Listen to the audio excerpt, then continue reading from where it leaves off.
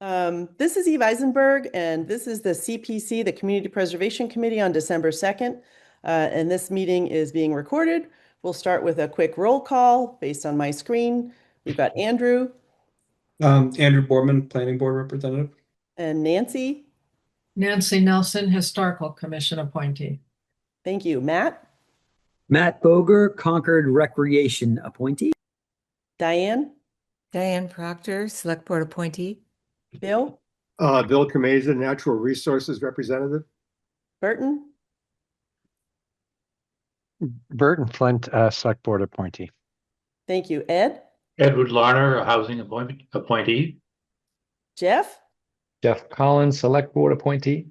thank you. And I'm a Select Board appointee as well. And we have a pretty full agenda. So we actually, can I just ask my committee, has everybody had a chance to read these three sets of minutes? There were two at the last meeting and now there are three. Please nod your head if you've read all of those minutes and are ready to vote on them. Then I would like to entertain a motion. Would anybody like to move to approve the minutes? I make a motion that we move that we approve the minutes for the past three meetings. And I second that motion. All those in favor? I guess we have to do a roll call, don't we? Andrew? I think Yes. I read your, yes. Oh, Nancy, do you want to approve the minutes? Yes, Okay. Matt, sorry. Yes. Diane, Yes. Bill, Yes. Burton, Yes. Ed, Yes. Jeff, Yes. and I'm a yes as well. So at that point, the minutes for 11:4 and, oh, sorry, 10:14, 10:28, and 11:4 are approved. Yay. So easy. Okay. We're going to shuffle our agenda a bit because we have a special guest in the form of Jennifer Barrett, our brand new CFO. And this gives us an excellent opportunity to review where our money is coming from since last week. In fact, there was a little confusion as to what money we have. And so our expert is here. And would you mind pulling up the funding letter onto our screen so we can all see it? Sure. And I'd love to introduce you, Jennifer, or maybe you would like to introduce yourself. Hi, everybody. I'm Jennifer Barrett. I started with Concord just about 4 weeks ago. And one of the things that we've dug into a little bit is the CPA funding. And you guys apparently had some really great questions. So we took another look at a little bit of a review, and we were able to get a little bit better estimate for you. So the letter that you see here is actually from Rich Delory, our town accountant. He's the one that put it together, and I kind of looked over his shoulder while he did it, and we made sure that we were capturing things in an appropriate way. And one of the main tasks that we have coming up is to make sure that our projects and accounts are delineated a little bit more clearly. And we're going to be working with staff here to make sure that we get those easily tracked for you so that you guys can see all those things coming in and things going out in a very simple way. So this letter just, it starts off with projected FY26 revenue of close to 2.5 million. This is estimated off of the tax levy. We'll have that approved probably by the end of the week. So those estimates are pretty safe. The next section is balance available for appropriation. Those were from prior years. You had a little bit left in your undesignated balance, but the majority of it you set aside in budgeted reserves. When town meeting rolls around, that bucket goes away. So you will have to reauthorize any new budgeted reserves or use them for other projects. Could you explain that? I'm sorry, what do you mean it goes away? So the budgeted reserve is only valid for 1 year or between annual town meetings. That basically makes those monies available for appropriation in the meantime. This season. Yes, so you can, so if a special town meeting needed to be called and we needed to use CPA funding, that is the only funding you have available besides your historic preservation reserve and your open space reserve. So it's recommended to keep essentially whatever balance you can in a reserve for appropriation so that we can use it if we needed to. I have a question though too, Jennifer. Does that mean, maybe I'm making this too simple, but it's either use it or lose it this year? In other words, if we appropriate that as part of our planning for this year, which is a lot of requests, we can put it into up to town meeting this year as appropriate for our use. Is that correct? So yes, that funds, it's not a use it or lose it. Yeah. Those funds roll back into your undesignated fund balance Okay. the day before town meeting, essentially. At town meeting, those funds can be either appropriated to reserve or appropriated for another project. Okay. If they're not appropriated to a reserve, then they flow back into your undesignated and are not available for appropriation until the next meeting. Okay. Got it. I want to thank Andrew for raising his hand. Jennifer, That's people okay. are really excited about this portion of your letter because we understand what the other reserves are. So I'm just going to cut you off there and take more questions, starting with Andrew. Absolutely.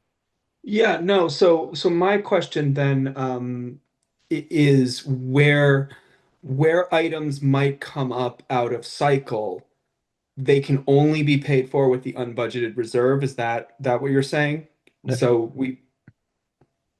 If a proposal came up outside of the annual town meeting cycle, so for a special town meeting article, your available monies are your budgeted reserve, your historic preservation reserve, and your open space reserve.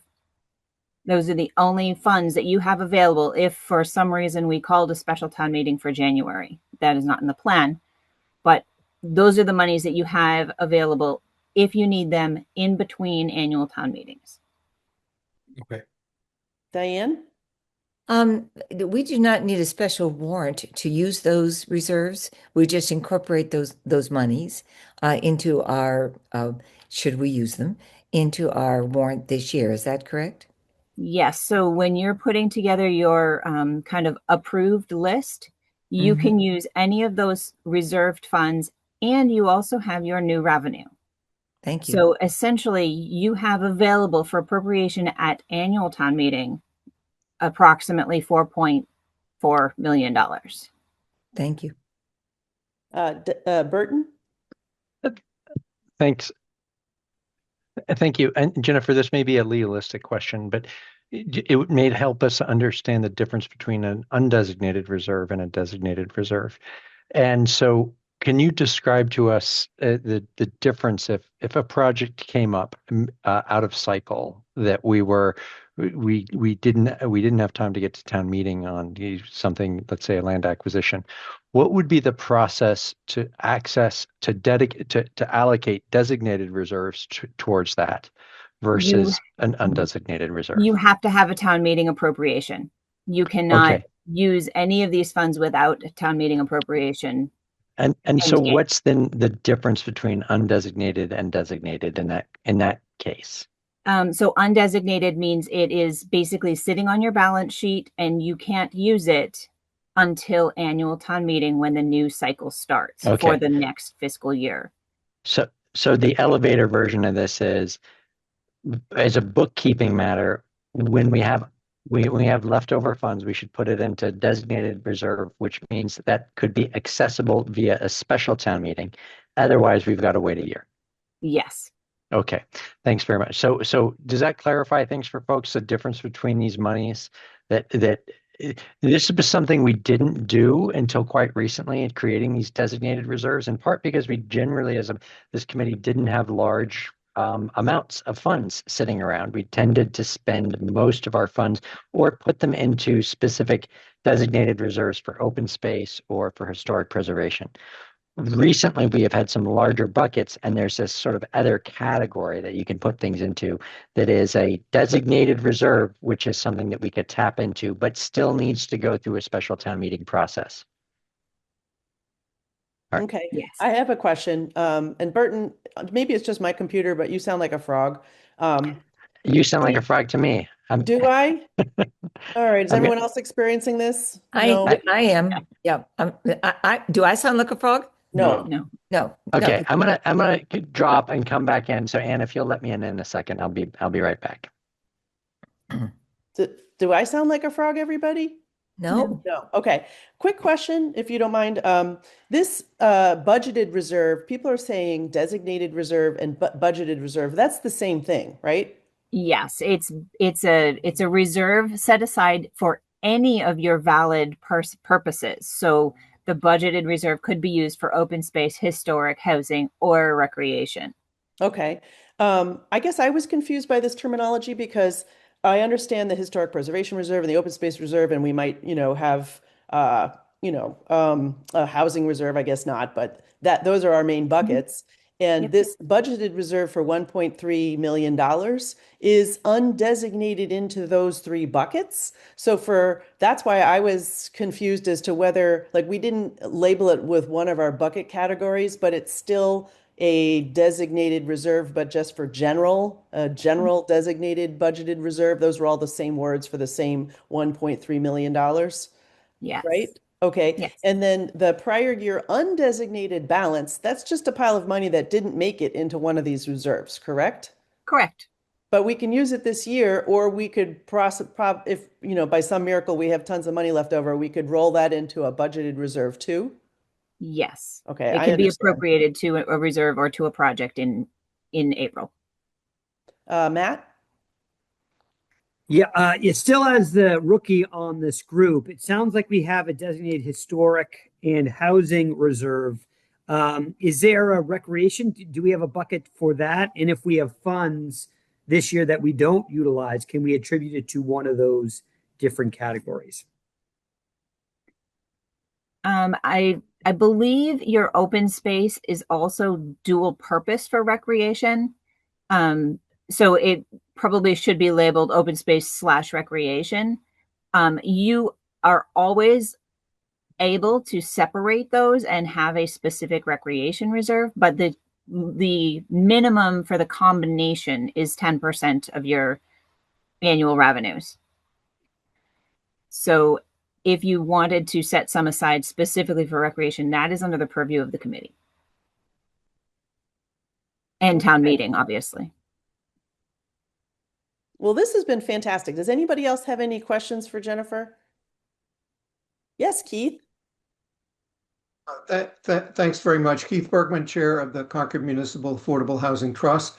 I had one question about the funding that the CPC may have available for April's town meeting.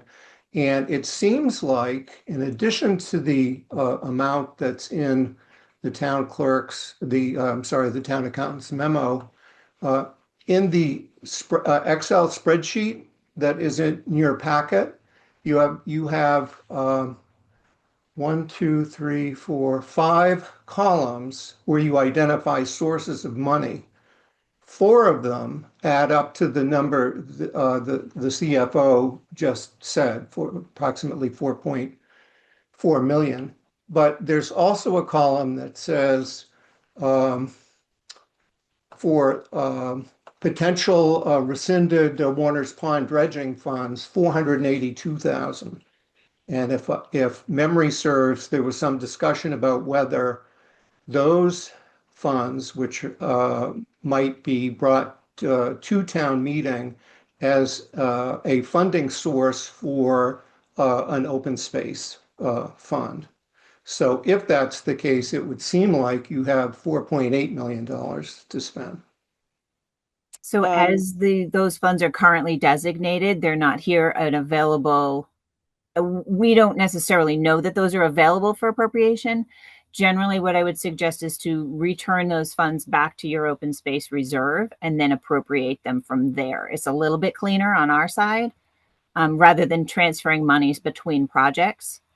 But if there are projects that have balances unexpended, we will be looking at those and we'll make sure that we have that complete list available to you when it does come time to decide your funding sources for your projects. Thank you, Jennifer. That was a very simple way of saying that. I appreciate that. Diane? So thank you so much. So Jennifer, if we do find that, and we do know that there are some unexpended funds, we don't have to have a different warrant article for those.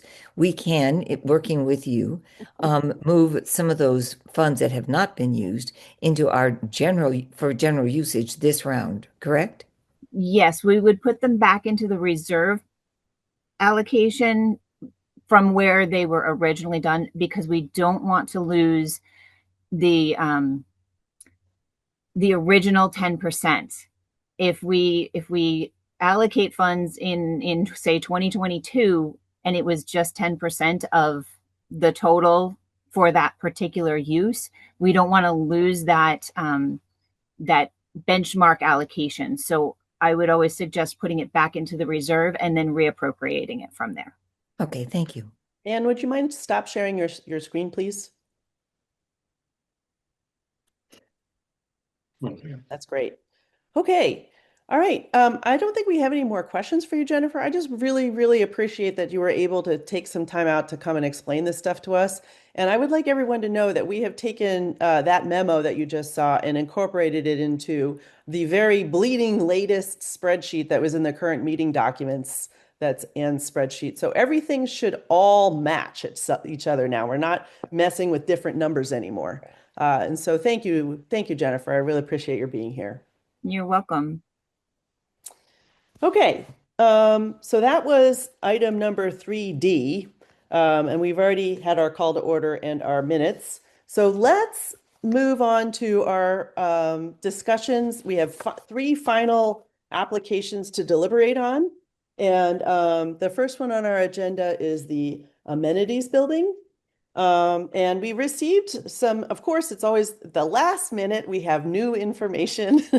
And I struck out this year to try to get everyone information before the weekend, and it's just not been possible, and I apologize. But did everybody get a chance to read or at least skim the memo that came from Bob today? Today? No. Today. Yeah, Yeah, I think it was today, I think. My days are blending together, but there's a new memo out. Okay.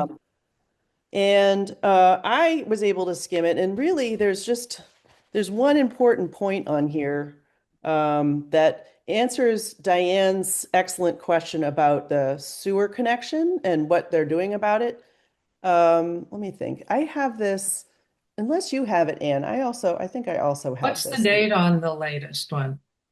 I think it's today, December 2nd. It's in the Yeah, I current didn't- meeting documents. I didn't see it. I looked at the meeting documents and on the amenities and did not see this, so I don't know how I missed it, but I must have. I right, didn't see it. Oh, okay. I'm going to request to share my screen. Or Anne, do you have it? Otherwise, you could just bring it up. Or let me bring it up, either way.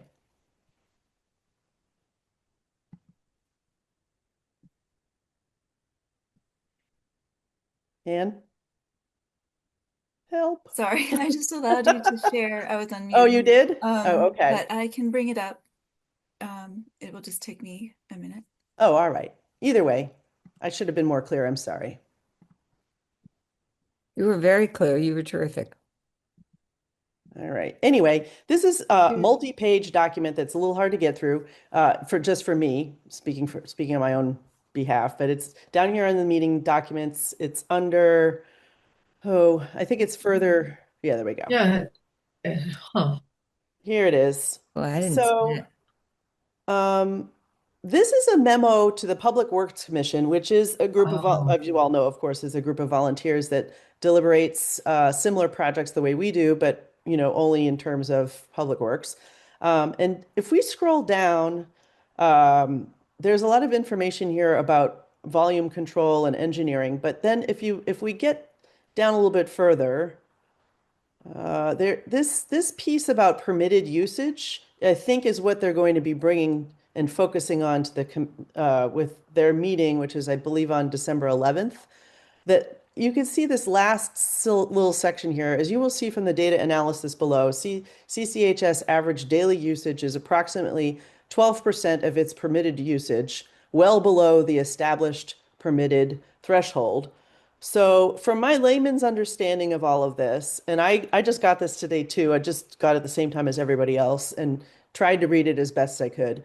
I believe what's happening here is the school committee is petitioning the Public Works Commission with the assumption that they will be successful in waiving the additional sewer connection to the amenities building because the high school is only using a small percentage of its permitted usage for sewage. Does that make sense to everybody? Is that what other people read?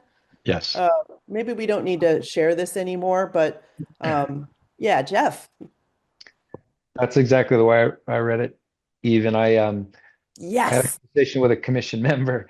And just to, I think maybe we shared this last time, but just like workflow wise, my understanding, others maybe who have served on Public Works Commission jump in here, but my understanding is that any connection, sizable connection, has to get sort of a daily use estimate from the Board of Health and then go to Department of Public Works or CPW, say, is this okay? Anything over 1,000 gallons per day estimate based on those, you know, just the chart, like when the stadium is full, if it's full every day, it's going to generate this many gallons. Anything over 1,000 gallons per day, the Public Works, Concord Public Works has to deny and sort of kick to Public Works Commission for an appeal. And so, right. So that's kind of the workflow as I understand it. And so, as you say, Eve, this is a question that Public Works Commission had. If you're asking us for additional flow coming out of the high school campus, remind us, what did we permit when the new building was built and how are you using relative to that? So I'm happy that they generated these numbers. I'm really surprised it's only 12%, but that would seem to give Yeah, Mm-hmm. that's a lot of capacity. That's excellent context, Jeff. Thank you. And thank you for putting that memo into English for the rest of us. Diane. Yes, thank you a great deal, Jeff. So my question is, if they're only using 12%, is the presumption that any new amenities building then would be hooked up to the existing sewer system? Well, I'm not sure So that they will then, you know, so they will not, because they're not putting too much stress on their existing sewer system.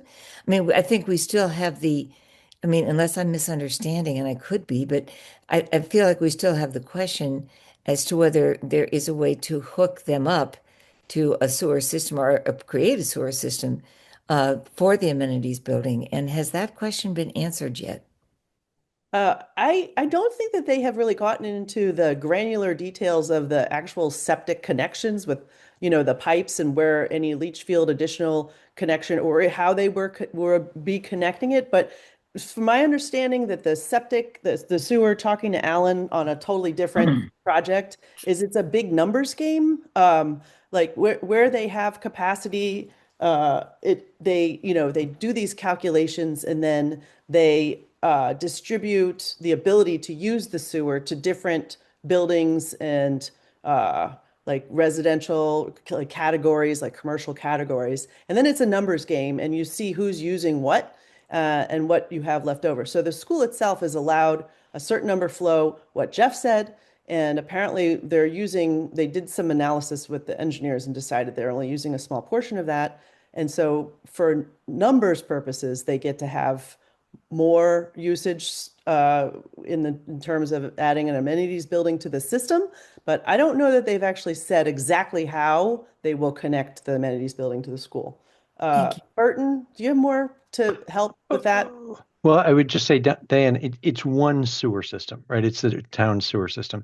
But what the school has is essentially a connection to it, don't they? Yeah. It's essentially an allocated percentage when they consider the overall capacity of what the sewer system can absorb. So the high school has a percentage this big, and what this memo is saying is that they're using this much of that. Okay. So if the town has previously looked at this and said that they can take on this much from the high school, I think this memo is saying, well, look at all this capacity we're not using. We're not using 88% of our capacity. The one other thing I would note about the memo is it talks about this number that the Public Health Commission, probably by their own requirements, is having to calculate a number of 5,000 plus gallons per day based upon the total seating capacity of the stadium and using that every day. And I would note that the existing, I think there are 3 porta potties, which a quick Google search tells me has a total holding capacity in those porta potties of approximately 70 to 100 gallons per porta potty. So let's say those were emptied on a daily basis. That means we have a current capacity of about 300 gallons on the outside. I'm guessing those are not emptied on a daily basis, probably more like a season, monthly basis, which gives you a better idea, I think, of what actually is the demand on the systems at the high school. Now, of course, a regular bathroom facility would hopefully be used more often used, right? More than a porta potty, but we're talking about literally an order of magnitude in the difference. Thanks. Wow, Eve, that's if super I could important. Thank you. Yeah, Jeff? just make one other quick comment. Obviously, Public Works staff and commission may say, of course, we permitted the high school at this massive capacity, but we know it's not going to work out that way. What the real capacity is our wastewater treatment plant capacity, and that's right. What the town and staff have to balance. So this is clearly a sort of a case the school committee, I imagine, will be making to Public Works Commission, but they may have issues that say this number isn't all they're looking at. That's a good point. Thank you. So wait, Jeff, so what you're saying is that the Public Works might bring up another question at this meeting that sends them back to the drawing board, or that what this is enough? I'd be curious, if the school is it's using 12% of the capacity. I don't have the numbers in front of me right now, but say there's 50,000 gallons a day or whatever. I don't know if we actually have that leftover capacity in our wastewater treatment plant. That was what I was kind of wondering as well. well. We know these Board of Health calculations are overestimates, and we run our operation assuming they're going to actually use 50% of capacity. But I have no idea, and this is beyond this committee's expertise. So I don't know if that's a slam dunk argument. It sort of seems to be a modest improvement where they into this huge 88% unused approved capacity. Okay, but I don't know what Public Works would say. Jeff, I'm sorry. Now that while we're talking, the 12% capacity that they're using, and maybe Burton, Burton, you just did that quick analysis of what the amenities building would require. What percentage of the 12% that they're using would be amenities? So if 12% is 550 gallons per day, what percentage of that is the amenities building? I mean, are we doubling the amount of usage by adding an amenities building? Well, I think the argument for the memo is that they'd be adding potentially a 20% or 30% in that range to what their usage is today. Gotcha. So that would mean they'd go from 12 12% to 14, 15, 16%, somewhere in there. I think that I haven't calculated the numbers, but yeah. I think that's roughly what the memo is saying. Okay. Bill. Yeah, I thought Diane's question was different. And Diane, I may be wrong. I thought you were asking this question: is it possible to hook up a sewage connection engineering-wise to the sewage system? In other words, it's down in the valley, and do you have to pump sewage up? Have they figured out the way of hooking into that system? And maybe they have already, but that's where I thought you were headed. That's where. Well, thank you, Bill. That's another aspect of my concern. I mean, what I think my concern, Eve, may I say for a minute? Oh, yeah. Yeah, I mean, my concern is both capacity, which I think Burton and Jeff have dealt with so exquisitely. So thank you. But my secondary concern is whether the Public Works people feel that they can make this work. And, we need from them some assurance, I think, because otherwise we have a lovely building and no capacity to use it, which would be rather silly. So. Ed, do you want to add anything to that? Yeah, just the fact that we don't really have an absolutely clear name. I think it's the devil's in the numbers and so forth like that. I mean, people, the school is presenting us with a picture that they will be able to, have the permit. But the question now is, have we talked to all the bases that are involved, and the wastewater treatment part, I think, is important to know whether we really have the capacity. There is any added capacity. I know from a housing point of view, we have a really hard time getting permits because of the lack of capacity. And Right. someone explained to me the capacity is not in the treatment, but it's in the flow rate to the river. So Ah, I think my feeling is we should look at this. We really have almost what we need, to fund all of the different projects. So if we delay this project, it doesn't mean that we can't. I think we should give them some kind of deadline where we say we want to have our questions fully answered before we go ahead and approve the warrant item. well, that seems prudent to me. Thank you, Ed. I just want to mention that, well, it sounds like I don't know anything about sewers. I do know that the sewer line is running underneath the street down on Thoreau, and the sewer connection from the school is going to go down underneath the road there down to the street. And so if the amenities building is closer to the street, they'll probably tee into the connection that's already going to the street. It's not a matter of piping up to the school and then going from the school back down again. I mean, I guess I could be wrong, but this is what we would do if it were houses. Yay! Not helpful. Anyway. No, it's Andrew? wonderful to have somebody that understands all this. Well, I guess this again seems to be a lot like the pickleball discussion. Are we talking about the right thing? I guess the ultimate question is, if the school gets the thumbs up from the Public Works, and basically the Public Works says we can make it work, I think our question is it something that is appropriate for us to fund? How they do it, I don't care, honestly. If the school says, look, we're going to turn off all the bathrooms on the third floor, we'll say, wow, that seems like a dumb plan, but go for it. Like, I feel like we're circling around. We're trying to solve their problem, but they should be solving their problem, and we can just say yes or no. I mean, I just don't know what we're talking about anymore, is my question, ultimately. And I just want to make sure we're staying on track. No, I appreciate that, Andrew. And you're also reminding me that we need to be sensitive about our time commitment to all of this as well. My goal was to get these 3 applications discussed before 8 o'clock. Not that that's all that important, but we do have some voting to do. So I appreciate your wrangling us in. Burton? Just a real quick note for people that are newer to the committee. So what I'm hearing is some concerns around timing in terms of when we might have information based upon this Public Works Commission vote. As we consider our votes tonight, when we make a recommendation and vote and create a warrant article to go forward, we can never add to that, but we can remove from it. And I have been on part of this committee where literally we had a meeting right before town meeting and we had a vote to modify it by reduction. So it could be if folks have a concern that this is something that is not yet ready for prime time because we want to hear from the Public Works Commission, it could be part of our warrant article that we approve tonight, and we could remove as late as the evening of town meeting when it's being considered, but we can't put it back in. That's my only point. Thank you.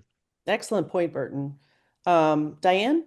Well, that makes the assumption, does it not, Burton, that this is our last opportunity to meet? We could call an emergency meeting and take a vote on something before we actually approve the warrant. The warrant has opened, but that doesn't mean it's not going to close in 24 hours. So we have time for deliberation if we need to. And absolutely. Just Andrew, go ahead. My assumption is that under the incredibly good stewardship of Eve, we will not require any emergency meetings. And so we should just deal with all of these things up front in this evening. And Andrew, to address your question, I don't think they're the same at all. I don't think the pickleball issue is the same. I think we have had this question because there were questions as to whether the the facility, the amenities building could actually, the town could absorb that extra usage. And so we trying to find out how it's going to work. I don't mean literally where the pipe is going to run, but trying to make certain that the public works people are Yeah, no, I making it understand possible. that. It seems to me is a reasonable question. No, it is. But if the question is that we're putting it to the public works, that's where that discussion should be had about whether the feasibility, like whether there's capacity or how they measure it, it's a public works question ultimately. Right. And so anytime we're spending it on this, is just Yeah. doesn't feel productive. That's all. Not Okay. our lane. Thank you both. Mary, I see that you're there. I'm just going to ask Bill to comment first. I just want to thank you very much for being so patient with us. We're just going to have these deliberations a little bit longer, if you don't mind. Bill? This is simple. I was moved. I think Andrew has a good point. I think that in terms of the criteria, in terms of this valuable public facility, does it meet the criteria for open space and recreation and all the things we would want? Yes. As to how it gets connected and all that, I think we could let that go. I think we could vote on this. I would actually support it, and let the town and the public works work it out. We put up our amount of money. If there's not enough, then we could always retract it. But I think this is beyond our capacity and beyond our what's necessary for us. That's my comment. Okay. Ed? Just quickly, I was talking with Cameron McKittick about this issue today, and he indicated he would like to have written a letter of support. And I said, well, the letters were due, a couple of weeks ago, and I said I would indicate to our board that his support would be, for us to approve this this project. Okay. That's a sneaky way of getting in a letter of support. Okay. Thank you, Ed. I just wanted to say, oh, Nancy, do you have your hand up? Just saying Cameron McKinnon looks like he's here Yes. himself, He is. to speak for himself, maybe. He did say he was going to attend the meeting, but I said that I would bring out the fact about his support. So thank you, Ed. And thank you for showing up, Cameron. We're going to continue on with our little committee deliberations for a few more minutes because I forgot to mention this before, but I'm going to let you all committee members think about this for a second, but I would like to make a proposal in the middle of deliberating about the amenities building that since the select board and the finance committee are really on our side, we're all like town volunteers. I would like to propose that after we vote at the end of today, we consider allowing the select board to structure our warrant article for us as a gesture of goodwill, such that if they would like us to present our warrant article as two warrant articles with some things on one and some things on the other, we would do that because we've already taken our vote and we already know what we're saying. But just to give them that opportunity to influence how our warrant article is presented. And so I was just going to let y'all think about that for a little bit. That idea, and we could talk about it before we vote, and maybe we need to vote on whether we do that. Diane, would you like to make a comment? Well, I haven't thought about it enough yet, Eve, but I'd certainly like to know why. I mean, we've never done that before, and I'm curious. Have you been asked to pursue that as an option? I have not. No, this was so Ann and I spend loads of time together. What y'all don't know about is that Ann and I are always chatting, and we try to meet in person every so often. And we were both just thinking about how stressful this whole situation with some of the maybe contentious projects might be on our lovely select board members and whoever else has to approve these.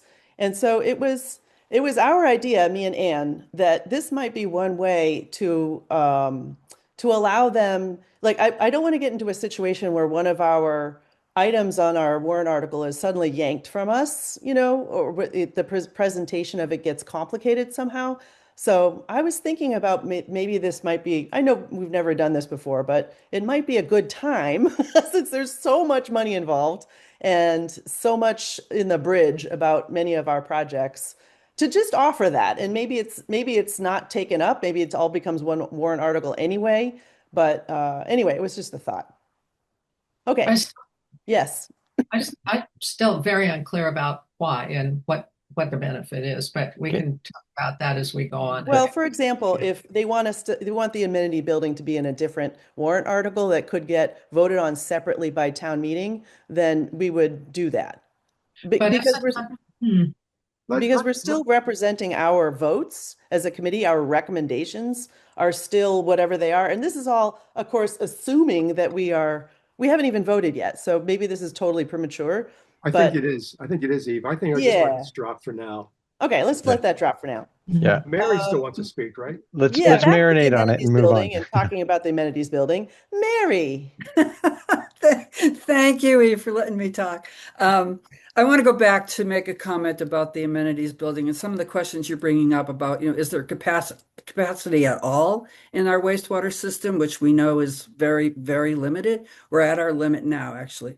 Is there capacity at the high school? Is it physically possible? These are all really good questions. In fact, we asked these questions last April when the school committee came in front of the select board asking for our recommendation on their warrant article at last year's town meeting. And apparently we still don't have answers to those. So I think we've got a committee, we have a commission. It's their job to answer these questions for you. I would also put out there that there might be an impact of the answers to those questions on the amount needed. So the amount in the application is a very precise number, but it's not an accurate number because we really don't know whether, in fact, we're going to need more money to have a sewer hookup fee. I think I've read someplace that the school has some money aside to They cover do. that. But if, let's assume they have 300,000 and the sewer hookup fee is 100, couldn't that 200,000 left over be used to reduce the application amount? So I'm thinking, I think we need answers from the people that we've asked to do this work, which is to take, human waste and make it treatable for the environment, the Public Works Commission. And then we'll know whether there's a financial implication as well. Thank you, Mary. That's astute. And I think that's why they are finally going to the Public Works Commission. And I'm pretty sure that they would have done it sooner if they could have. But anyway, definitely we'll have more answers in a week or two for sure on that. Okay. Thank So if you. nobody has any other questions or comments about the amenities building, I have a general sense of how people are feeling. Do we want to put this in the maybe category? Is that what people are saying? I think Tracy Morano is trying to indicate that she has a question. Is that true, Gracie? Can you do a thumbs up if that's true? Yes, I Okay. am. I actually can't raise my hand. Am I allowed to make public comment right Of now? course. Go She's for it. just Okay, in a very Tracy. dark place, and I thought I saw something. So Thank you so much. Tracy Morano, Chair of the Regional School Committee. We definitely have a lot of these questions answered. We do have $300,000 for sewer hookup. We are looking at creative ways to offset the funding of the amenities building. And I think some of these questions weren't able to be answered when that meeting happened in May because it was unclear that we needed to do that appeal process with Public Works, which unfortunately the timing of that just was not in our favor, given a lot of things that were happening at the high school at the time. So we are all lined up. I've been in touch with the chair of Public Works. We've had lengthy discussions over what's needed. So that's the memo from Bob Conry today.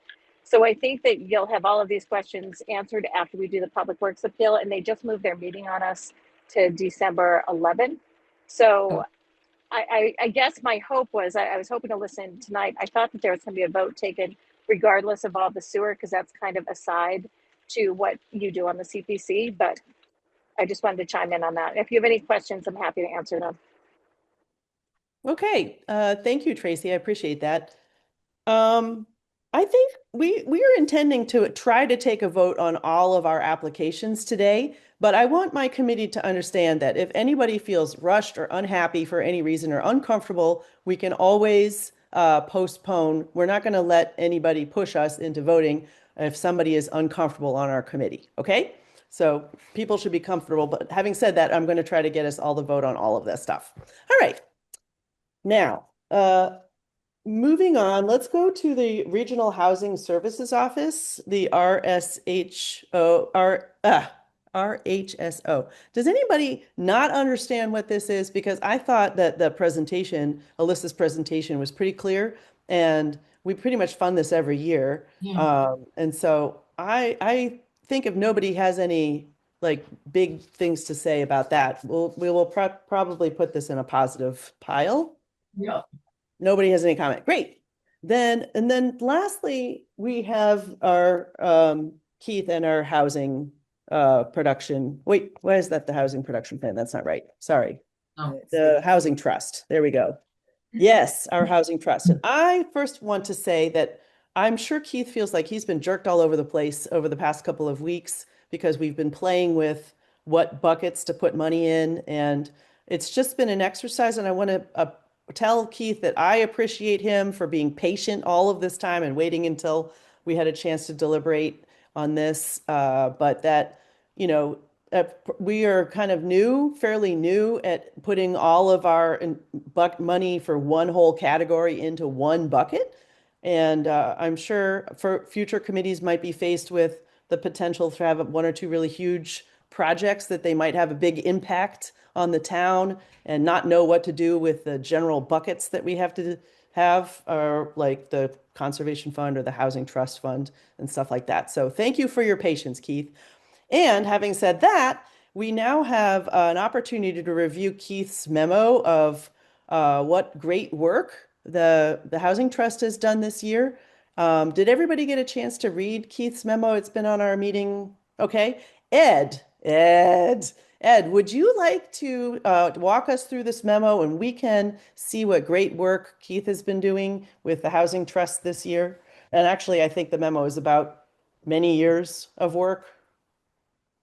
And would you mind throwing that up on our, of course, I say that, I said I wouldn't do this to you, Anne. Sure. I actually also have it here too, and I can share No, it. I can bring it up. No Oh, problem. okay. Um, Poor Anne. I No, told it's her okay. just before our meeting that I wasn't going to make her do all of this. It's all good. I just have to find it.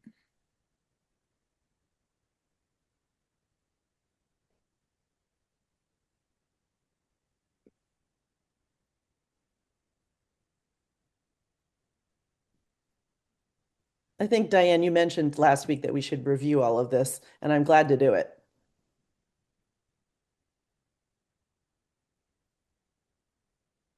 I believe what I said last week. We can always go back and look, but I believe what I said is that one of the things that has become apparent because of this memo is the many other things besides just housing that they have covered as people have requested that funding, and that helped. So I just wanted us to be aware of that. I didn't realize I was, muted there. So, anyway, the Housing Trust was set up basically to become a bucket of money that could be available, with oversight from the select board and for various projects. And Keith basically went down through the CHDC small grants program. The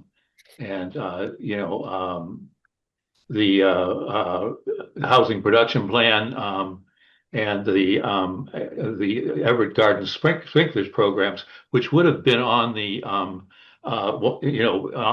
as separate projects, and he's working with CPC and the select board.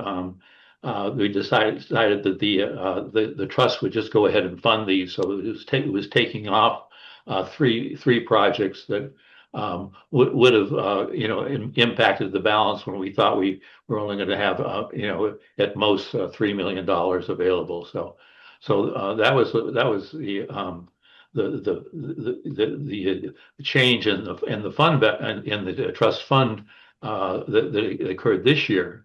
And then in looking into the future, he talks about the 91B Main Street and the CHDC's buy down program, which are going to reduce the total amount. And I'm going to let Keith talk about this in the more specific amounts, but it would reduce the funds balance down to under $1 million. So we were asking in the past, we normally looked for $500,000 to fund this bucket. last year there was some additional funds available that this housing authority had returned on the house that was built on Commonwealth Ave. So that 240,000 was added. So the CPC grant last year was $740,000, and this year the $500,000 figure goes back to 2019 when the whole idea that we were going to get money, for the transfer tax and other tax, other real estate funds that we're going to be able to fund the trust, it was first the select board that was giving us 500,000 from free cash, and then ARPA funds came available. So the 500,000 was carried through the COVID period, and then last year we were able to up it to $740,000, and for my mind, the expense of housing is more than what the general inflation rate has been.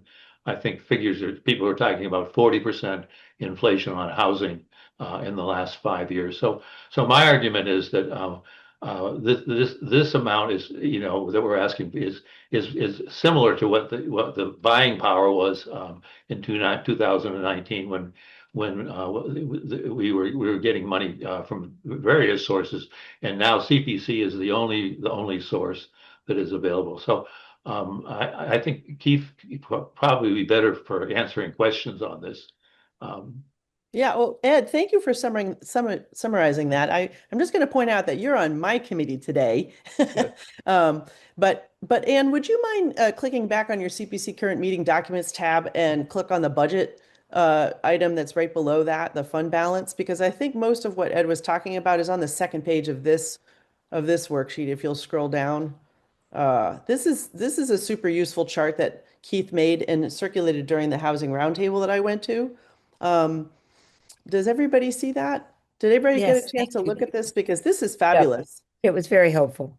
Yeah, this shows all of the revenue that was collected from town meetings from 2019 through 2025, and interest on those acquisitions of money, and then I guess there was a resale of 127 Old Bedford, and then the CPC funding, or CPA funding rather, and then this ARPA grant, which looks awesome there, and then how the funds were used. And Ed was just talking about a lot of that there.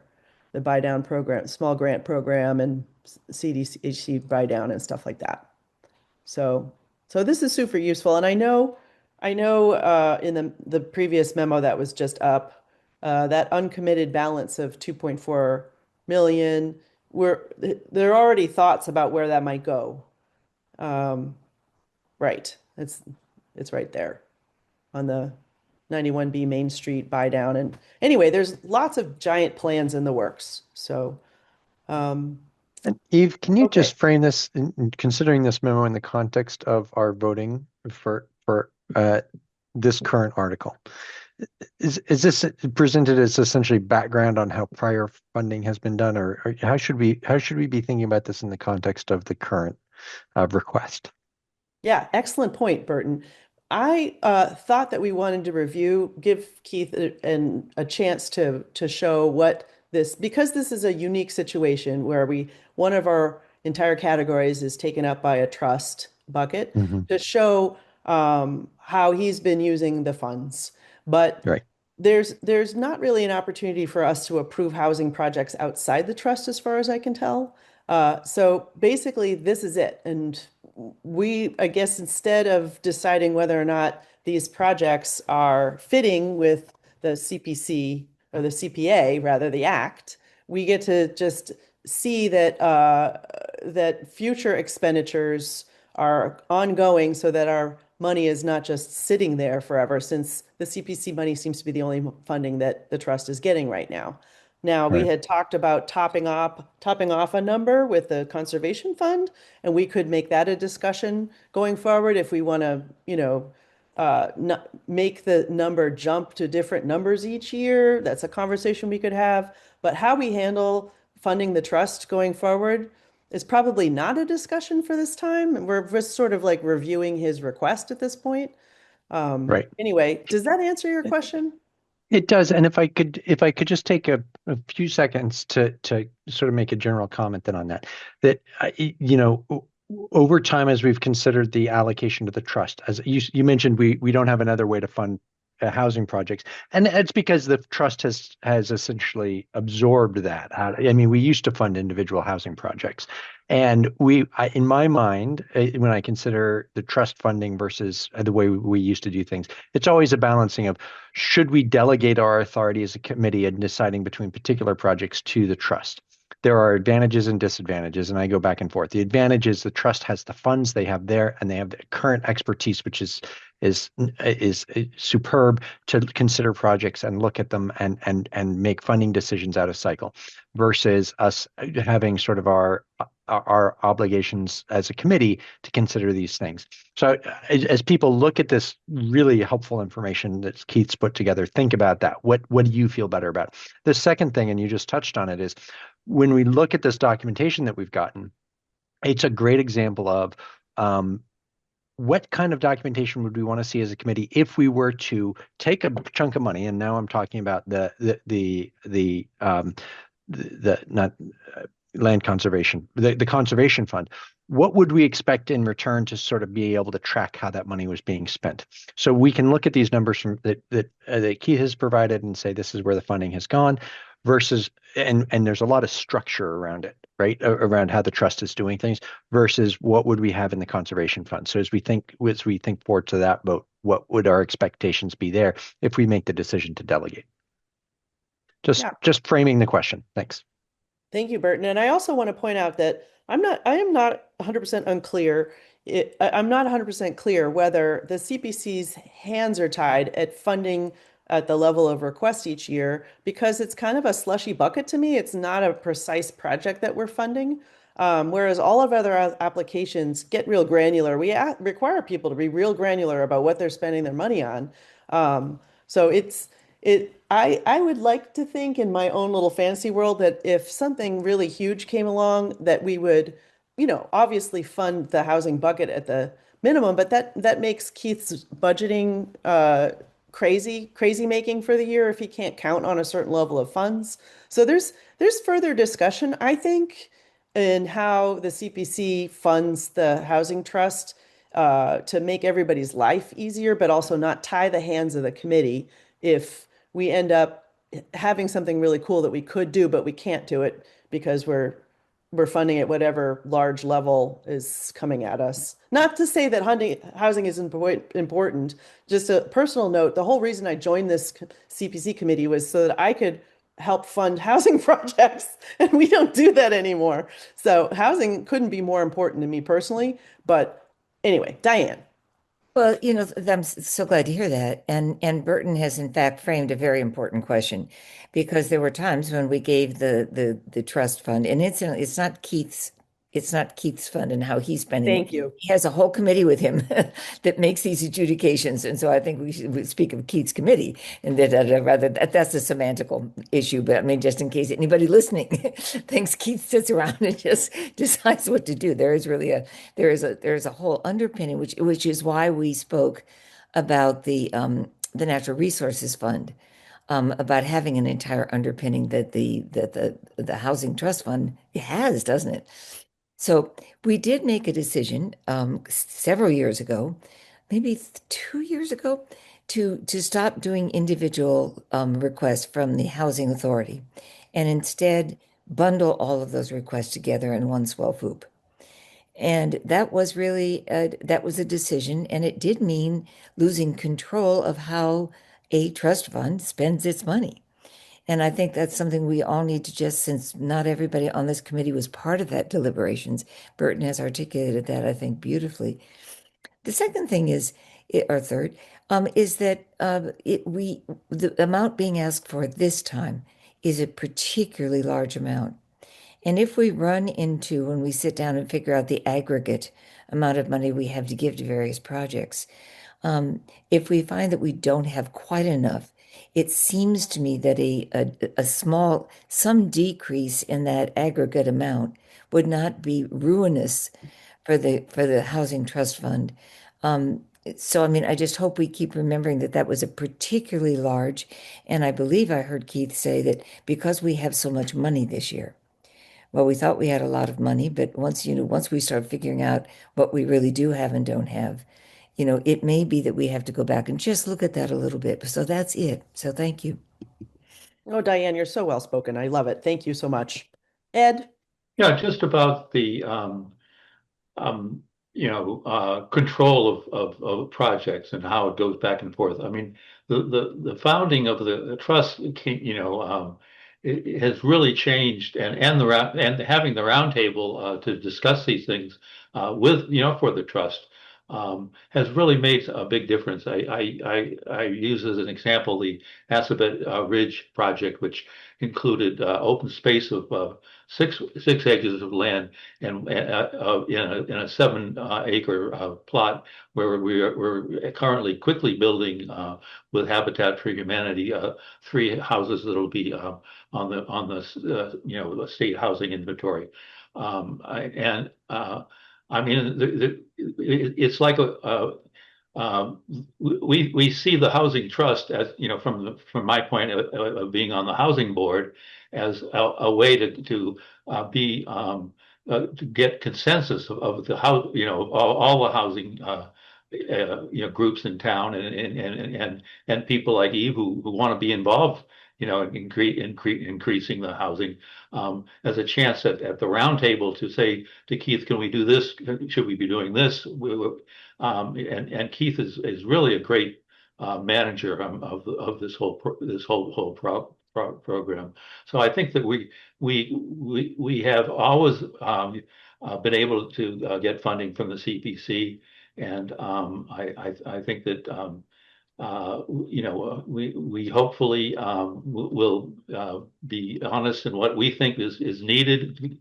That list of all the things that have been funded is proof that we are getting things done. I know that Peggy Bergs brought up the bucket issue, and should we have this money sitting out, in specific buckets for all the different groups and so forth. And that's when I heard that, I called Keith the next day. I said, we need to show that we are using this money. I mean, I think Peggy's point was that, we don't want to have money that's not being used. I mean, and I know we've discussed this from CPC on other projects. So I think we're doing a good job on housing. It's just the fact that there's such a crisis in housing, not just here in Concord, but nationwide. I think we're lucky that we've agreed to be taxed, in our community with the transfer tax and so forth, the other real estate taxes, and we just need to get the state to go ahead and approve this sort of thing. And I can't understand why the state. Well, I know why the state won't do it, but I mean, it's just politics. And so the CPC is really rescuing the housing group here by being a source, and hopefully will be shown to be an effective force in keeping us out of 40B restrictions and all these sorts of things. So, and I'm hoping Keith will just talk a little bit about where we're going with this. Okay. Thanks, Ed. That was another great summary of what the committee and Keith are doing. Jeff? Thanks, Eve. So I have to, I'll say that this was the way the committee has kind of created this block grant approach to affordable housing was a surprise to me in coming on to the committee, but I appreciate that was discussed and decided largely a couple of years ago. And I see the value in what Keith presented and Delia presented in the context of the Conservation Fund and having a checking account to respond to opportunities as they arise. I think that's really important. And both of those are opportunities that arise between town meetings. But Keith also said in his presentation, we're asking for 25% of your fund as it was calculated at the time, and we plan to continue to do that going forward. I think that takes away too much decision making from us. I don't feel comfortable with that as a blanket approach. I do like generally the concept. Some of us have bounced around the concept in these meetings of a fund to be topped up. One is not tied to the other, but I see an analogy between the conservation fund as proposed in the Affordable Housing Trust, that each should have, we could help each of those buckets make sure that that checking account is topped up so that if they've used it over the ensuing year, come back, let's make sure you have that to respond to these opportunities. And then if there's the specific project that comes up where there's as you said, Eve, sort of, here's a specific opportunity. This is the number of units or the number of acres that's going to result, and this is the budget. Then that's something that, on the time scale of these projects, we should be able to wrap up into a normal CPC process and town meeting process. Right. Thank you, Jeff. Yeah, and I don't think we're not discussing whether or not to fund the housing trust, of course, but at what level to fund it. So what I would like to do is I would lost my piece of paper. I was listening carefully over these. Oh, sorry. Keith, would you like to speak briefly more about what the trust has been doing? Sure. Thanks very much. Very briefly, Keith Bergman, Chair of the Concord Municipal Affordable Housing Trust, and I have a quorum attending your meeting tonight. Mary, Linda, Matt, Rich Feely, and I. So we're all very grateful for the support that we've received from the Community Preservation Committee since our inception. The main purpose in my putting the memo together was to sort of update on what would the ending balance be, how much would the trust have left over before we got new funds, and so that you would have that information. And the application that we'd submitted in September indicated that we would have about $2.1 million in our fund balance, for which we were asking for $785,000 more. Since then, we have spent an additional nearly $400,000, and we are on a path that would likely cause us to encumber an additional $1 million beyond that for the items that are listed in the memo. So at the end of the day, we could have an available balance of less than $1 million by the time this fiscal year ends and we're putting additional monies in.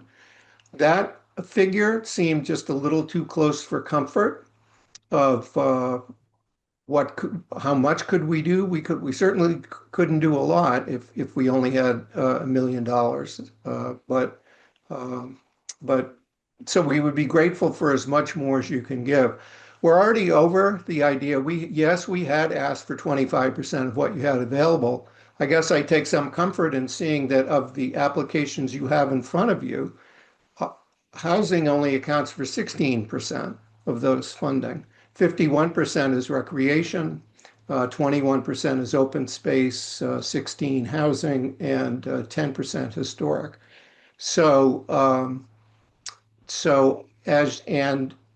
And the question that I asked earlier of the CFO, looking at the spreadsheet that you prepared for today's meeting, it appears that you have that you have $4.8 million available to you, not just 4.4, if you if you decide to use $482,000 for Warner's Pond for whatever, presumably open space purpose, or recreation that you would want to put that to. So in which case, if that were so, you'd only need to cut the budget request by $49,000.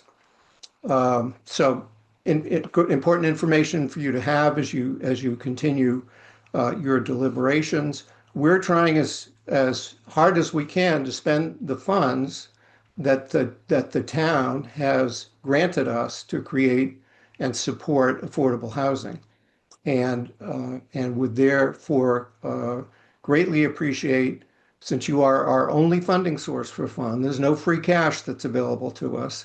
There are no old article balances left that are available to us. So our only funding source is the Community Preservation Committee at present, and we'd appreciate whatever support and funding that you feel good about. So thank you, thanks Keith. very much. I appreciate that. We're about to actually look at that spreadsheet, so I appreciate your summary of it, but that's part of our next piece of work.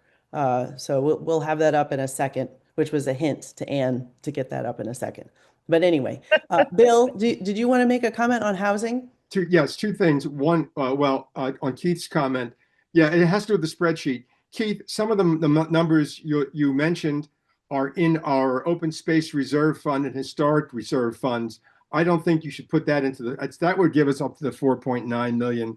And I don't think we're necessarily interested in that. I generally support what I think there's never enough money. So I understand that. I do think that the question of a precedent of it always being 25%, the thing that Jeff raised, is a concern. And I think we should be alert to that going forward. Not give the money, but not to set it so that it's always 25% of our funds available. That's it. Okay, thank you, Bill. Yeah, I mean, just as a random example, Keith, if it turned out that we voted to fund as many projects as we could, but we couldn't afford the town archives $27,000 project because we were trying to fund $785,000 of the housing bucket, that's the kind of decision making at the end that I would hope that our committee would not have our hands tied on at the funding request. We're not gonna see, we'll see if that happens in any case. Anne, have you got your fantastic spreadsheet that we could share and look at it for a second? Because what I would like to do next, and I'm pushing my camera away so I can have space in front of me. What I would like to do next is to go through these applications in a special order that I made up based on what I heard people say they were positive about, or maybe, and then tackle the last three that we've just talked about at the end, if that's all right. And I would like to vote. So for example, application number 17 is $50,000 for staff. If we could scroll down, why is it 17 and it's lettered over here? Oh, great. Well, anyway, it's H. Is that H? Okay, well, anyway, on my sheet, it's 17. I would like to take a vote on supporting the staff level at $50,000. Is everybody okay with that? Yeah. Do I see it on the, yes. Should we take? Do we? I so move. Okay. Yes, I thought please, Diane. I thought you were putting those all together in one place, and we were going to go through those first. But yes, I so move. And I'll second. If I may, Eve, I mean, Yeah. we just need a final vote on this.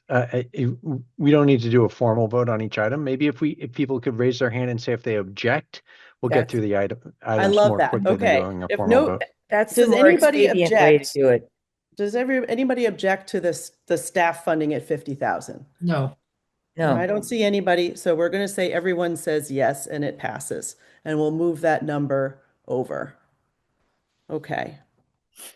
The next one is item number historical preservation, the Concord Public Library storm windows for 50,000. That came up real super positive when we discussed it. Does anybody have any objections to funding the Concord Public Library storm windows application? No. No. All right. So we're going to say that that's a yes across the board. You're going to have to be quick, people, and put your hand up real fast. I'm telling you, I'm moving. Eve, Yes. Eve, just a point of order here. If we scroll up the table, the column J, and I believe is a formula that's summing across columns E to I. So we might just be punting on deciding where the funds come from, You in which got case it. that's fine. Yeah. Okay. That's right. Yeah. We are punting on where the funds are coming from for now, For now. because I want to see if we're under our total, if that's okay with everybody. And then we do have to go back and decide where the funds are coming from after that. Got I it. mean, unless somebody else has a better idea. No, you're I'm doing, happy- this is good. Keep Now, it this going. is how we've done it before. This is grand. All right. Okay, moving along, we have the next most positive was for the archives for $36,000. And that's Neil's application. Is it, does anybody need a review as the about the 5 first books of Concord? No. Okay. Anybody object to funding Neil's application for $36,000? Objections? Going once, going twice? No. All right. Let's move that one over, please, Anne. And the next most positive was the Thoreau surveys, also in the archives, for $27,975, historic preservation. Any objections to funding the Thoreau surveys No. application? Going once, going twice? All right, I duly declare that one has been voted positively on. And the next most positive application is the Assabet River Bridge, Recreation and Open Space for $490,570. Up here. Where did it go? It's G. Line Oh, yeah. 7. Right, Oh, right. it's not. So I'm sorry. we have it split right now, but so just ignore that, please, that it's split. But we're going to vote on the entire amount. So does anybody have any objections to funding the Assabet River Bridge? No. All right. So that one moves over. Am I going too fast, Anne? You're She's doing hanging in. well. Just keep going. You're doing All right, wonderful. she's hanging in there. All right. So now the next one is the Rideout Courts renovation. This is resurfacing the Rideout Courts for 490. I suddenly feel like an auctioneer. For $497,153. Does anybody have any reservations or objections to funding that application? Yeah. Nancy, do you want to discuss it? No, I'm just a little wavery. That's all right. I am too, Nancy. All right, should we take a roll call vote then? Do you want Well, to we discuss don't it some need, more? I don't think Don't we need need, no vote. yeah, I don't think we need to do that. I mean, I just think we need to, I mean, I'm not running it, so you guys do it, but I was just thinking that the concern remains about all that we're hearing in town, and we're hearing a large clamor of concern Yeah, I about know the P word is coming up. Yes, Yes, exactly. right. And so I hope that we can make it very clear during a presentation that how those courts are ultimately used is the purview of the as Bill has spoken so beautifully about this, but is the purview really of the Recreation Commission. Yeah, and Matt too. Right. So we just need to say that again and again whenever we present this publicly. Thank you for the reminder. And as just an aside, the meeting minutes have been really, really great at giving us ways to present these applications. I don't know if anyone else noticed that, but we're going to put that over and mark that as voted positively, Anne, if you don't mind. I just Okay. think it's one of those very large dollar amount projects that is going to get in the way of other things that have large dollar amounts. So we'll probably have to do some trading somewhere. Yeah, well, your trepidation is noted for sure. Okay, now we're heading into different territory in my chart. I'd like to bring up the Thoreau Farm Trail Rec and Open Space application for $600,000, the one that's $200 for design and $400 for construction, seed money to get more money to work on that. Does anybody want to talk about that or have a roll call vote on that one? Or yes, Bill does. Okay. Well, I feel very good about giving them 200,000 for a design. Yep. But I'm not sure I would feel as happy about the extra 400,000 for moving towards construction documents. I think they have a lot of work to do to get there. So that's my opinion. I agree with that. Okay. Anne, would you stop sharing for 1 second, please, so people get bigger on my screen? Thank you. Okay. Yeah, let's talk this one through. Andrew. My thought is I liked the idea of the project. I think that this is the town connectivity people have been, asking for in different plans and whatever. I'm generally supportive. I just think that the application, their application was this is seed money for them to go out and raise more money. And I would be much more supportive if our conditions for funding tied very directly to their actually raising some money, not sitting out there for 3 years, then another extension, then all of a sudden 6 years down the road they start looking for money. It's sort of they have to. I would prefer it to have some sort of significant fundraising obligations that sort of are right out of the gate, so that way they can actually start going and prove that it is seed money quickly. And that's where I would look at it as. Andrew, I'm confused. Are you saying that you want to I'm fund generally supportive of giving them the whole amount because I would be concerned that where they're saying this is a seed money to go out and actually raise some money, if you give it to them in drips and drabs, that it may prevent them from actually doing it. And where there is money available to kickstart a good project, we should give them the opportunity, but it shouldn't be an endless amount of time. It should be very prescribed and very clear. Like 30 months? Well, but like 30 months, but like unless they raise significant This is funds, a we don't random expect number. it back. And basically like, you going out there and getting $200,000 for design drawings is fine, but like you should have gotten, if you're predicting the project's going to cost $3 million or whatever, I can't remember what the actual number they said it was. You should have more than $1 million in the bank by the end of 30 months because that'll evidence that design that going forward with construction drawings are appropriate and like moving forward in that way. Because if this is the only funds they get, yeah, that's my concern. This isn't we talked about splitting off pieces of a project, and Nancy, you cut out in the middle of what you just said. Would you mind saying it again? I don't think this is the only project that we're thinking about partially funding.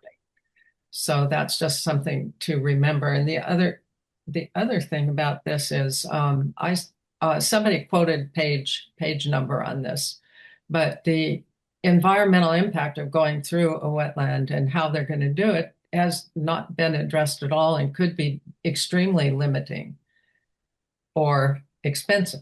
I mean, I don't know, but the environmental impact, I think, is something that I just wonder about. Okay. Is it possible that the design funds could be put toward an environmental impact study of sorts so that they can sort of determine that? I don't recall how their budget broke down, so I don't know where. I know it was referenced. Somebody read it to me. I skipped over it somehow. But. Okay. Ed? Yeah, I was the one that talked about this last time in the meeting about maybe we should drop it down to what they're going to be using in fiscal year 26, which is the design. And I also noted that they're looking for a large grant from Mass Trails, and it's a matching grant. And I was hoping that they would come back or someone would contact them about how much do they need for the matching. They may need 600,000 to get maybe 3 times that from Mass Trails to come up with a total figure. So I think we could probably go ahead with the 200,000 and cover the design, but we should at least contact them and seeing if this is going to void their plan to go to Mass Trails for a matching grant. So you're saying that maybe the 200,000 gets them more information so they can come back and ask us for more money that's seed money the next year. Right. It would be Okay. partial. Yeah. All right. Jess? Oh, Yeah, sorry. I really agree with Andrew's points in terms of so their budget is 200,000. Well, their request to us is 200,000 for design and permitting, 400,000 for construction. Their total design permitting budget is 642, and total construction is like 2.5 million. So they'll already need to be raising money to complete their design and permitting, as they've estimated the budgets. 200,000 would be get the ball rolling. They need 400,000 in addition to, again, as they've estimated the budget, and that's over a couple of years. I think having a chunk of money towards construction allows them to have that conversation with funders. And I know these entities that have been involved have, they've had success with private fundraising as well. So I've observed over the years CPC funding for projects that still have some questions out there. I obviously that's not a position we want to be in, to have our money tied up and not active. But I think this is one that we would help them get their ball rolling and have greater likelihood of success. If we're going to invest 200,000 design permitting, I think earmarking the additional 400,000 would give them a higher likelihood of success in the end. Nancy, did you want to respond to that? I'm a little confused about this, because if you don't investigate the environmental issues, you may run into real bad impediments in terms of permitting.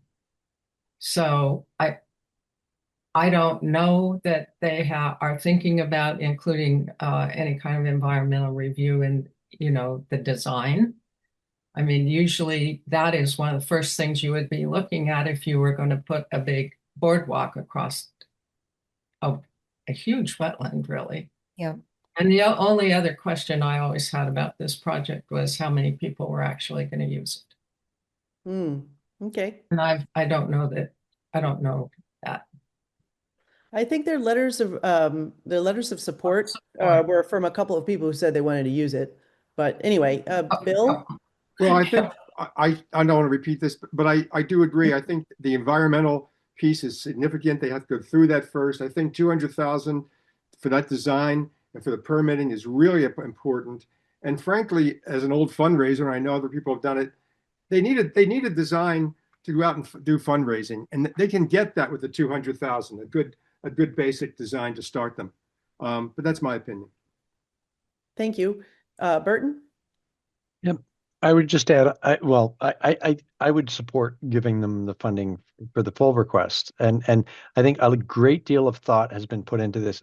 I'm somebody that spends too much time going and reading things like the Trail Committee minutes and the Select Board committee meeting documents. This has been something that's been under the works for a long time by some people who have been really involved in creating trails around town, and some of the town's most appreciated public spaces. And I think that this is something that is very likely to be a success. And what they're doing is anticipating, getting beyond the design and actually getting into the construction. Yes, it's complicated going through a wetland, and which is why the design costs are presumably expensive. But I think that this is something that will ultimately happen. And as to people who would be interested in this, I can tell you that I have spent a lot of time on our town GIS maps trying to figure out ways to get from, for example, the trail through Minuteman National Park over to the Thoreau Farm and beyond to the Minuteman, the Reformatory Branch Trail. I think there are a lot of people that would be very interested in this connection. I found out about this trail because I was researching 5 years ago how to make that connection, and the folks that are putting this forward today have been working on this for at least that long. Thank you. Long time. I just noticed that Matt dropped off, and will you keep your eyes peeled for Matt coming back into our meeting? That would be good. Burton? No, I'm all done. I'll you're drop done. my hand. Okay, Jeff? Sorry, just one more point.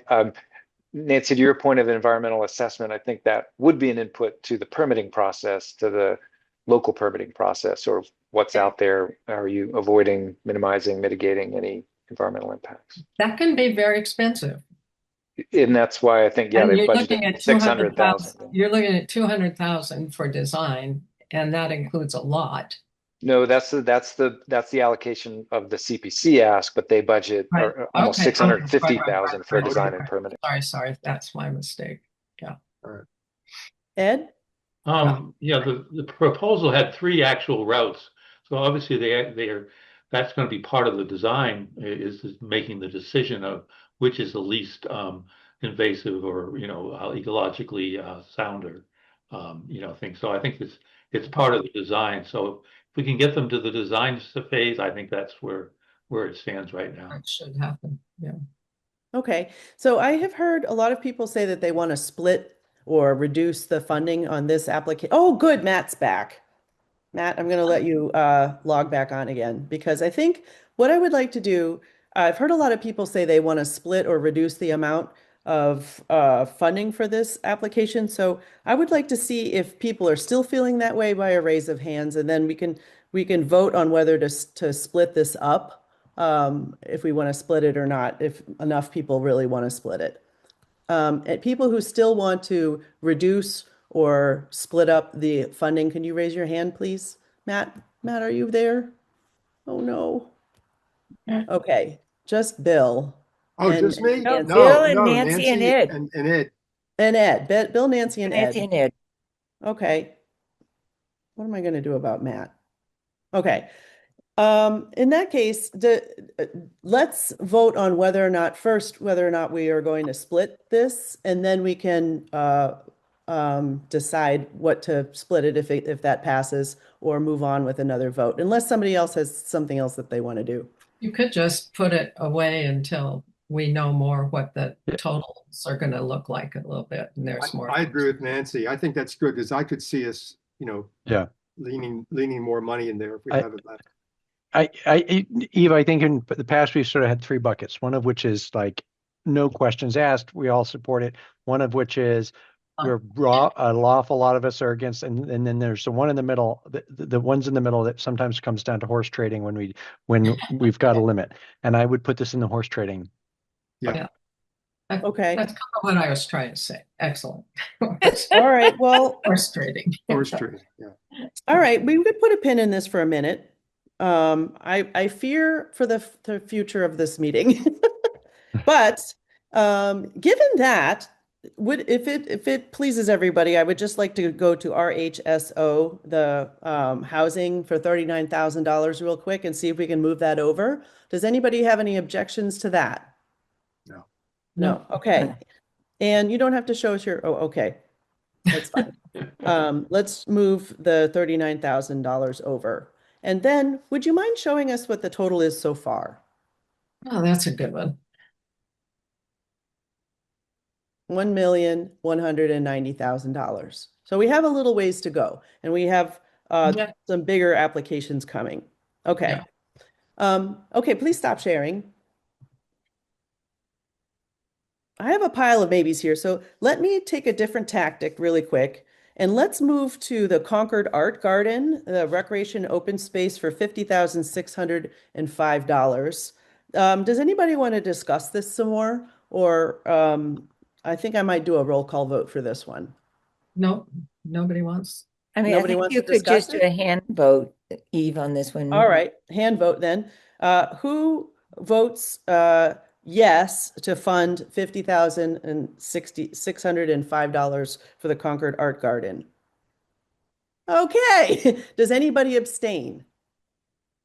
All right, so we have a no vote on that one. And you don't have to show us, but go ahead and put 0 in that category if you would. And the other one is the Scout House exterior. Do people want to discuss $20,000 for the Scout House exterior? No. Does anybody want to vote to support funding the Scout House exterior for $20,000? You do. Okay, Ed. Oh.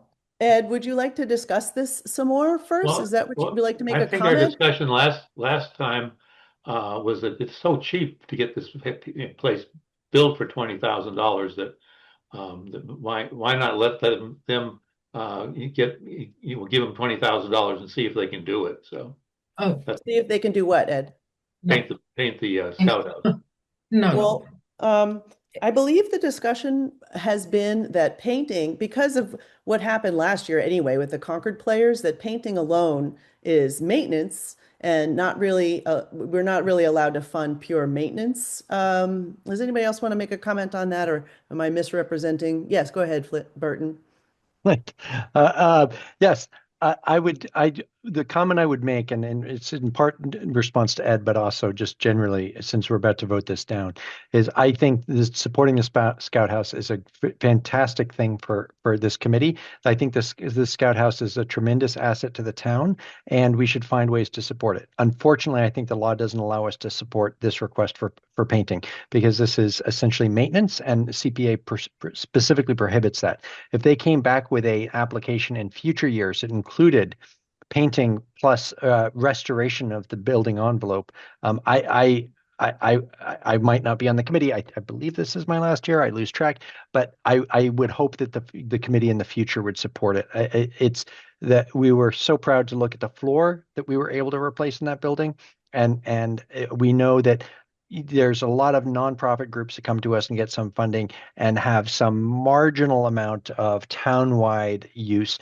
The Scout House really does have town-wide use from all different sorts of groups. So I just want to express that I think it's something that's very worth the support, but unfortunately the law prevents us from doing it. And Ed, to your point, giving them the $20,000 to see if they can do it, that's not what the law allows. And first and foremost, we need to comply with our enabling statute. Thanks. Okay, Yeah, I thanks, withdraw my Burton. I support. appreciate that because you're the lawyer. And I also appreciate that you mentioned that to the applicant during the site visit. And I also want to mention that if anybody wants some free advice on ways that the Scout House can be improved in a way that's fundable by the CPC, I have lots of ideas, and I'm happy to talk about that. Anyway, so moving forward then, Ed, do you want to make another comment on that? I'll just withdraw my, yes vote. All right. So does anybody want to support the $20,000 for the Scout House? Probably not. No. Okay. Let's put a 0 in that category, Anne. So that leaves us with 1, 2, 3, 4 maybes or tricky projects, and then the amenities building and the housing trust fund. Let's move on to the Wright Tavern Energy for $250,000. I'm not sure how people are feeling these days about that. That ended up in my maybe bucket after we talked about it the last time. Does anybody want to make any comments about that? Or let me start with, does anybody not want to support or have feelings about not supporting this? Can we move it straight over? Let's talk about it. Yeah. All right. I'd rather have somebody else talk about it first. Okay. So I think you know what. Jeff. Yeah, I look to others for context on investing in HVAC, basically in historic buildings. Is that essential?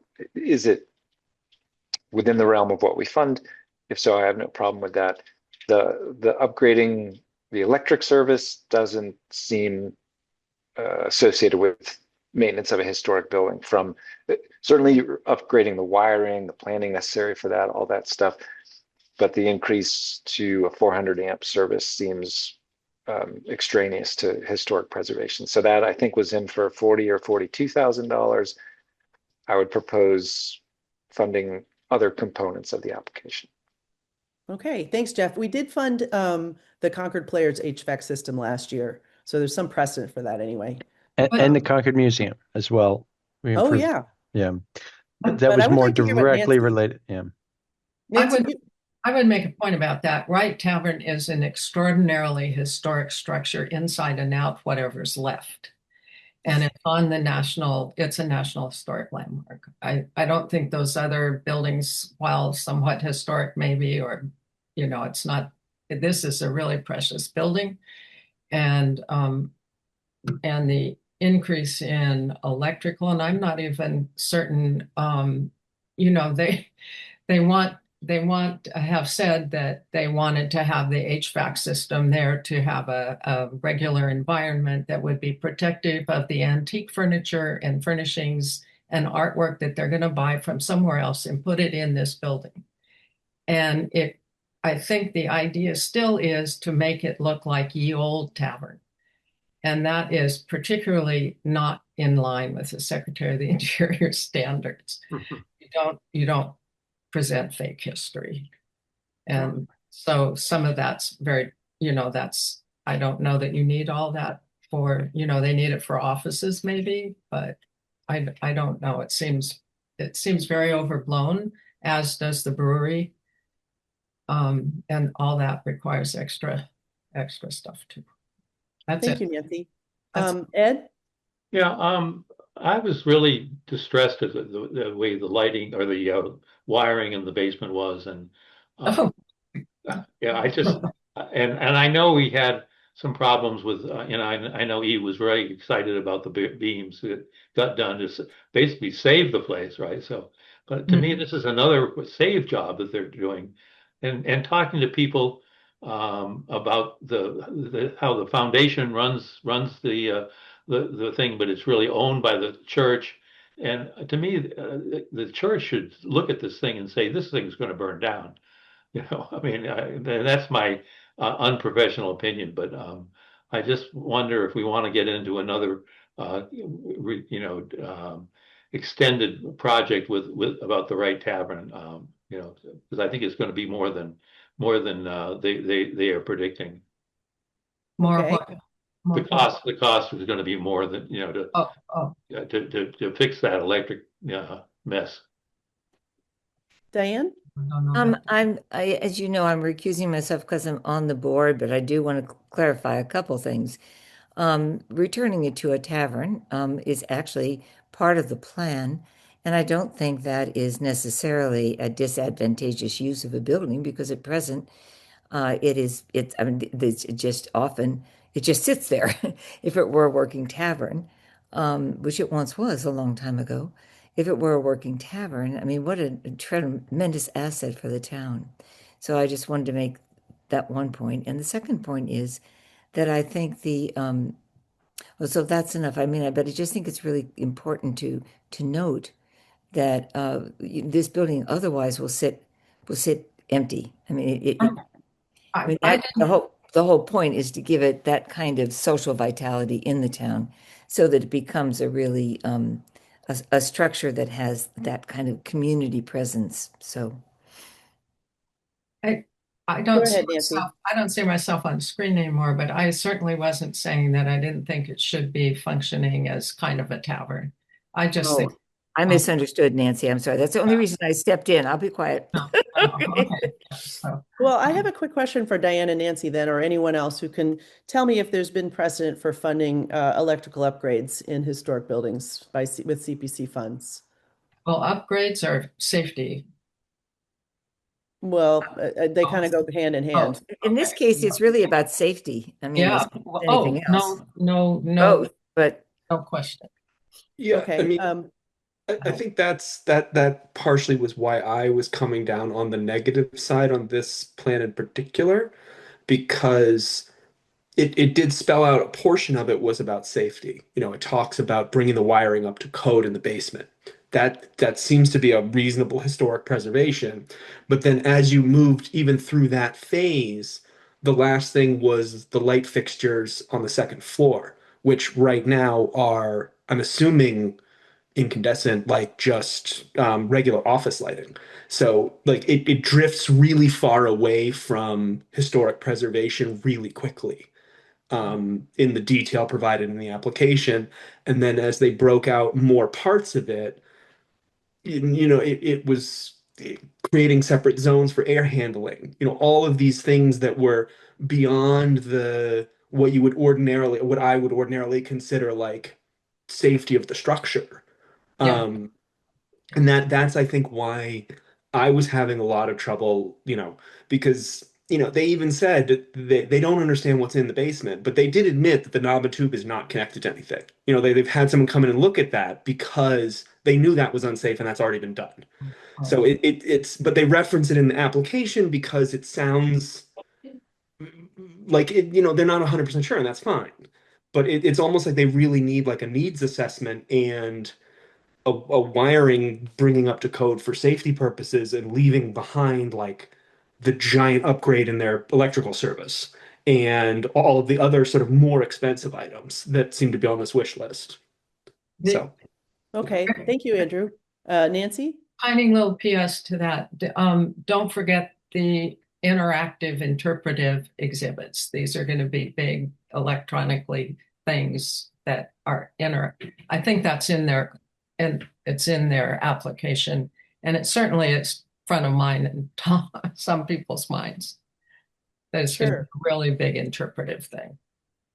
So this is a good example of an application that's a little confusing for me because whereas we can talk about resurfacing courts and not talk about the bigger picture of what's happening, I wonder if we need to boil this down to something super simple about whether we're talking about generally supporting a super historical building in our town and giving funding toward seeing it through its next chapter in a big picture kind of way, or if we need to be super granular about what exactly is happening to the building and what our money is going to down to the $10 worth type of a situation. So does anybody have any ideas about that, about, for historical applications in particular, is it a vibe thing or other than if it qualifies because it's not maintenance, do we need to talk about it further? What do you think, Burton? Well, Nancy is our expert on this, but the basic standard is that we can support projects that are following the Secretary's standards, right? Nancy is essentially that's our lodestar, and so the Secretary of Interior standards on historic preservation. So I think that it's interesting just hearing the feedback, and I'll be brief. I really would love to see this building supported as a historic building that continued to be a vibrant public space as a tavern, right? And that may require some transformation, like some maybe higher grade electrical service.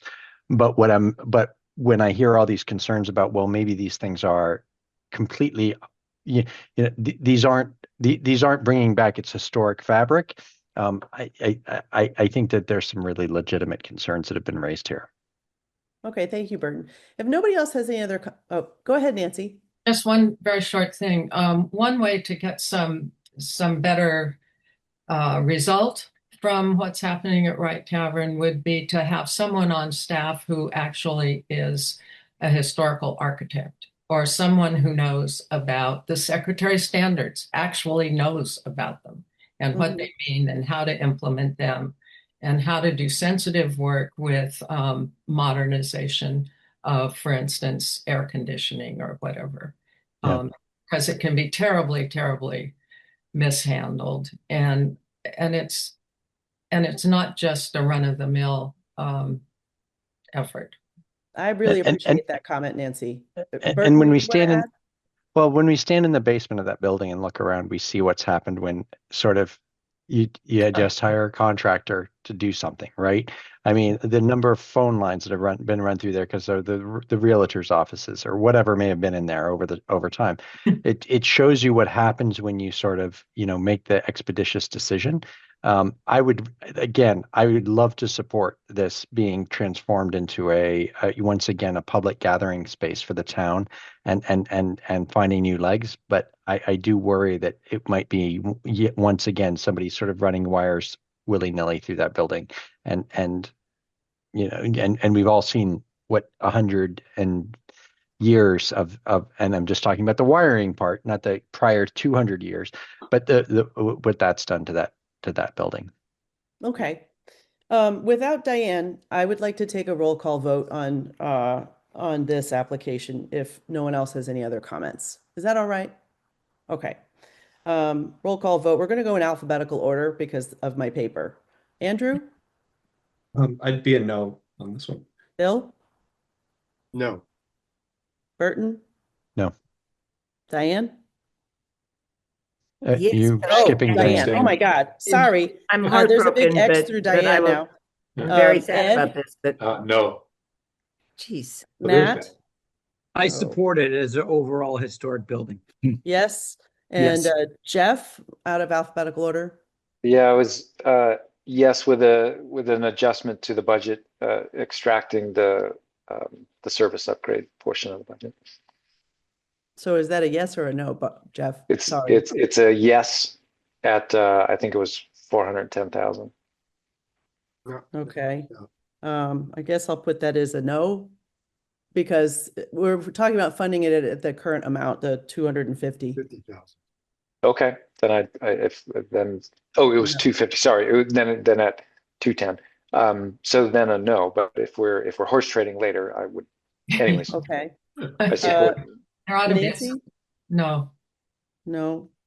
And I say no as well. So we have 1 yes and 6 no's. And I think that does not pass.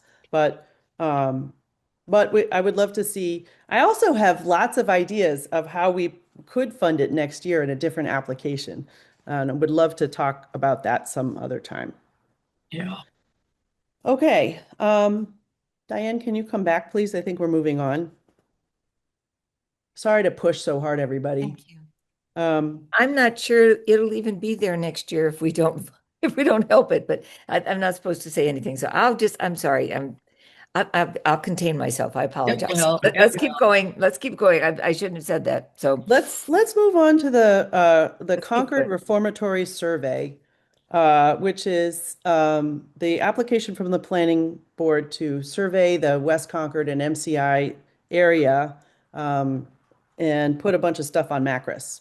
Does anybody have anything that they want to say about that, or can we vote on that? It looks like everybody's okay. Does anybody object to funding? One small thing. Yes, go ahead. And I'm okay with it. Well, if money was tight, it's a spot where I would be looking, because I don't think it's filled out as to how the money's really going to be spent. So if we were tight, I think we would come back and look at this and consider reducing it. That's all.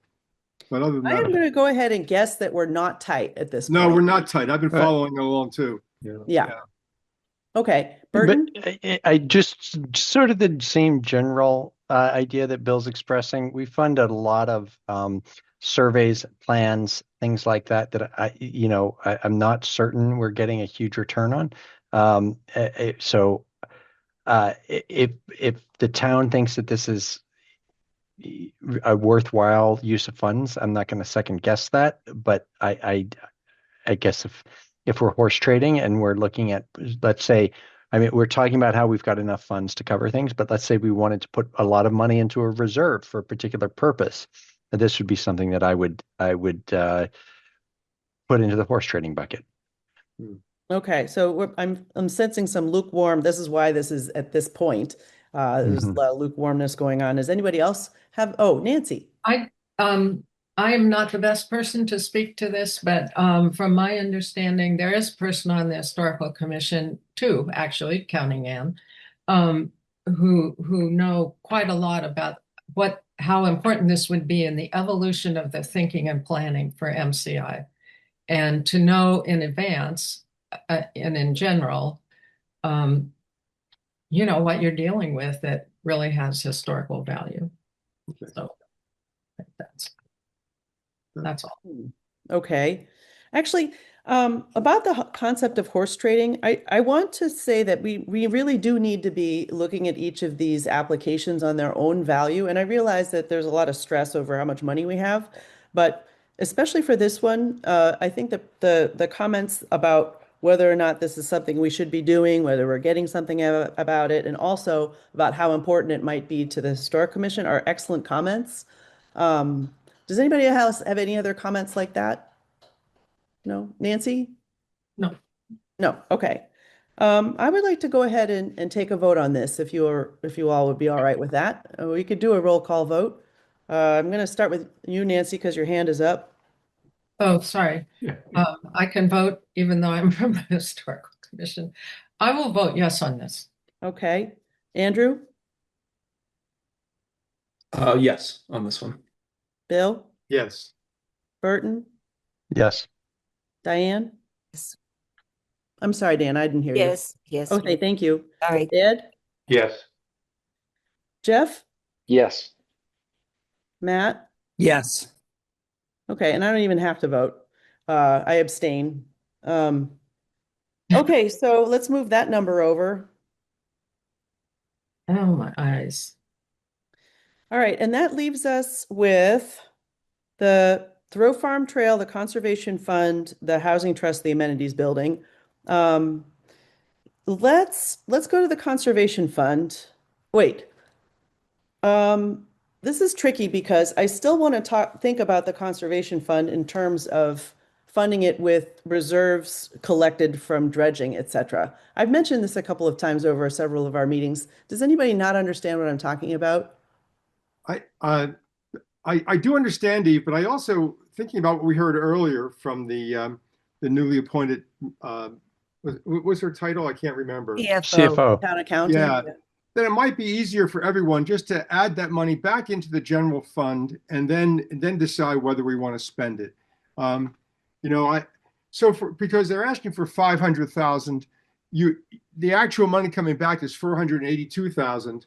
So it doesn't quite fit that way. So if I'm not mistaken, between the fund balance, the Warner's return, and the FY26 projected amounts, putting aside the two reserve funds that I don't know if we want to touch them, we have $4.5 million to spend. And so far, from what I can see, we're nowhere near that amount. We're going to be able to cover all those things. If I could just clarify, the funds haven't been returned. So No. that, right. So that in its own right takes its own affirmative action on its own two legs. So but to your point, Bill, I would like to consider it separately, right? The return of those funds from Warner's Pond, I don't think we want to tie to the whether creating a conservation fund is a good idea or not, or whether we think there's the room in the budget to fund that. I think those are separate issues. Sure. Yeah. Okay. Bert, I have a question though about that, and to Eve. So when we say it's a separate thing, I mean, do we have to take a certain action to make that happen? Because I know from Natural Resources that the commission and from Delia, we want to see the money returned. So what has to happen? And what has to happen to get money back from projects that are expired?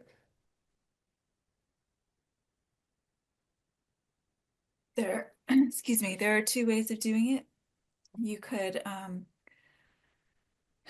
do it the usual way, which would be to close out the project, right? And it would just be, then the funds would just go into the undesignated fund balance. And then it wouldn't be available for another year. But if you wanted to access those funds at this town meeting 2026, you could do a direct transfer through a warrant article from one project to another. We don't need a separate warrant article, and that's just what the CFO just told us. It would be all You part would of still this need warrant to, within the warrant article, you would need to return those funds, and then you would also need to reappropriate those funds to a new project. So it can happen all at once in one warrant article is what you're saying. Right. Okay. All right. So I guess we'll put a pin in the conservation fund for now, which means we're left with 4 projects. Go ahead. Just to say, because we've reached the 3-year time limit and under the original grant agreement, it's now within our control to pull that money back. But we do have to take those affirmative steps, right? We're not relying on Natural Resources to say, hey, can we take the money back? It's obviously really great to know, as Bill has just said, that they're perfectly happy to see the money come back, but it's now within our control to do that. That's right. They have not asked for an extension request. Therefore, the money is we're able to take it back. Yes. Right. Diane? That's one of the points I was going to make. Thank you, Burton, for doing that. And the second point is that I think that we have to be really careful if we get into a position of funding something for this year and then thinking we're going to be funding it every year.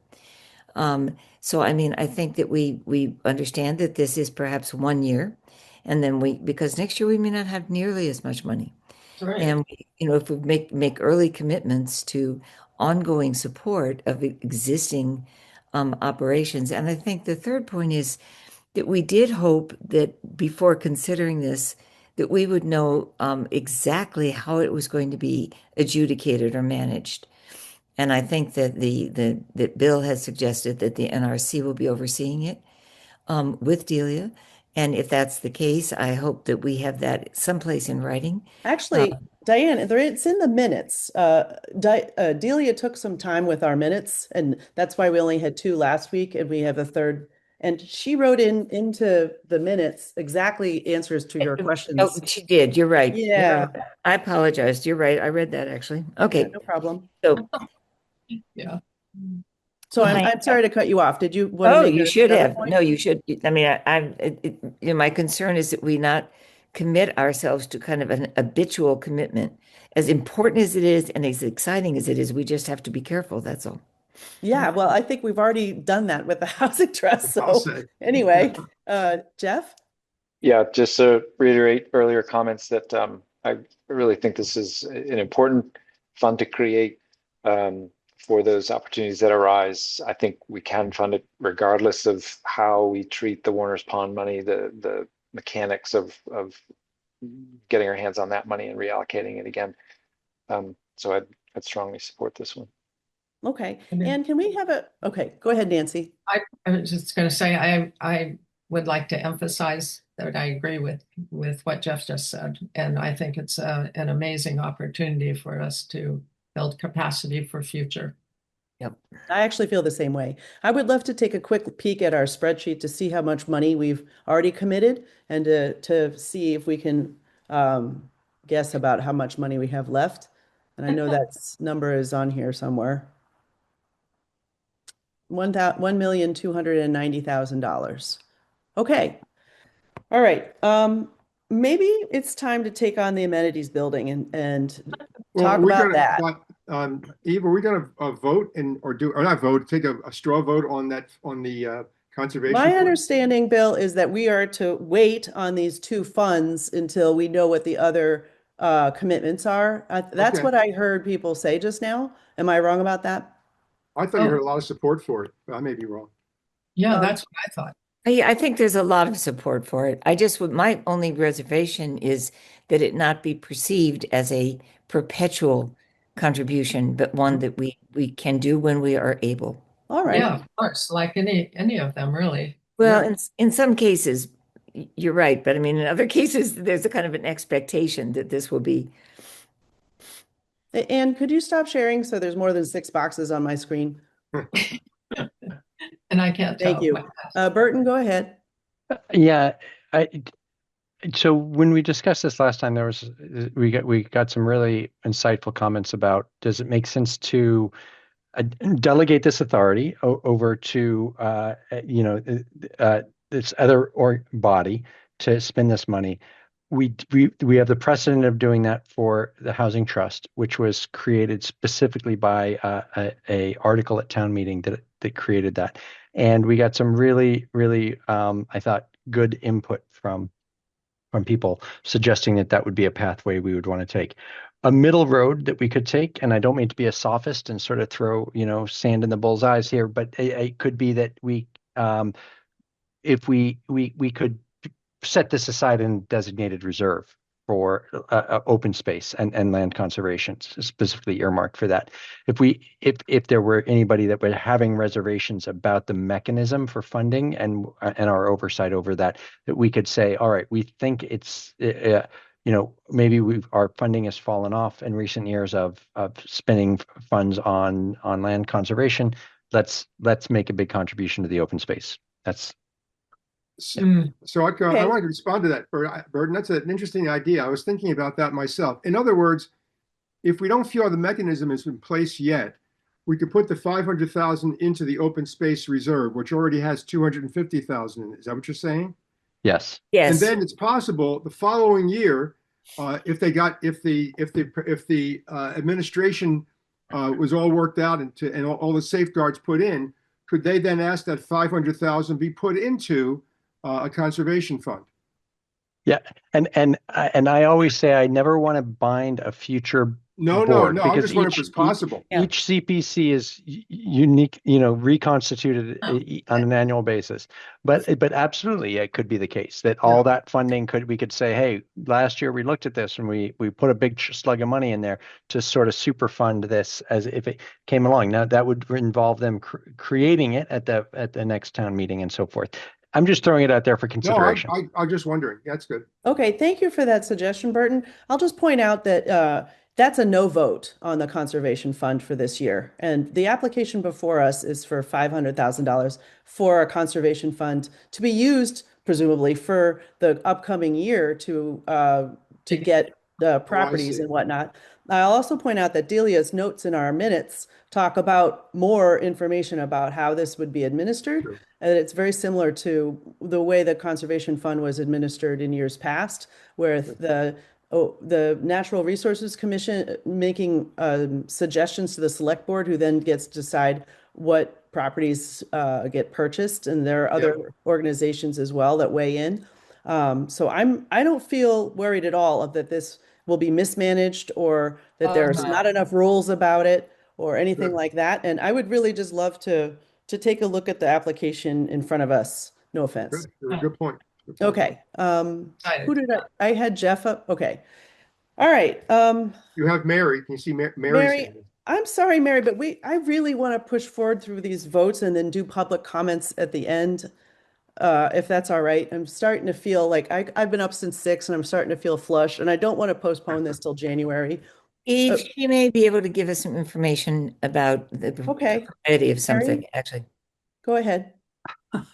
I'm sorry. I just wanted to, I'm a little bit, I don't know whether I should speak or not now, but I will.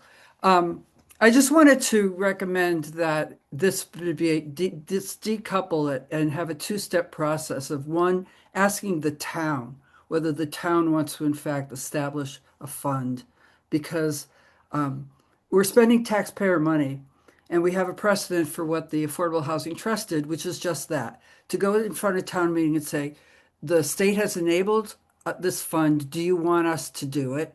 Do you like the governance of it? Do you want to give this authority to the NRC and the select board for, and so that was the process we took. And then it was funded after the town agreed. So I would strongly recommend that we ask the town first whether they want to establish the fund. You don't give up the money. You can still park the money and have it available. But that's what I would recommend. And if, and that's what I'll recommend when this comes in front of the select board. Thank you. Mary, could it be that we would, I'm sorry, Andrew, your hand was up. Oh, my only concern about relying on our minutes to say how Delia said she would administer this. Thank you. It's we're voting that we think that that's a valid interpretation. Delia is not a party. She didn't sign that. So all of a sudden this becomes a he said, she said, and it doesn't complete the application in my mind. It's a verbal presentation basically saying somebody said, hey, there's giant holes in this that still really haven't been addressed, and we added them to our minutes. And I don't see that as solving the problem. Thank you, Andrew. I appreciate that. Maybe I wasn't clear. The minutes were finished and Delia read them over and asked that they not be submitted to our last week's meeting so that she could rewrite them and weigh in on how they were written. So they are her words. It's not something that our staff wrote for us, but in any case, I totally hear your point that that's not the same thing as coming back and representing and answering questions in person. And maybe enough of the committee members feel like that they want to see Delia's face again on this before voting on it, which would mean that we would wait to vote on it till January.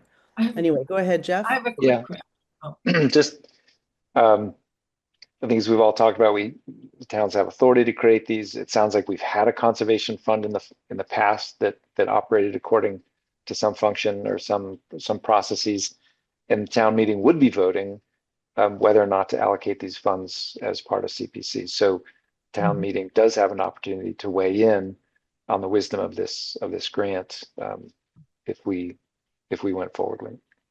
Yeah. Okay, so before I was ready to postpone this vote, And then we thought maybe we wanted to vote on it. Do we still want to vote on it, or do we want to postpone it? I'd say vote on it. I don't know Okay. how other people think.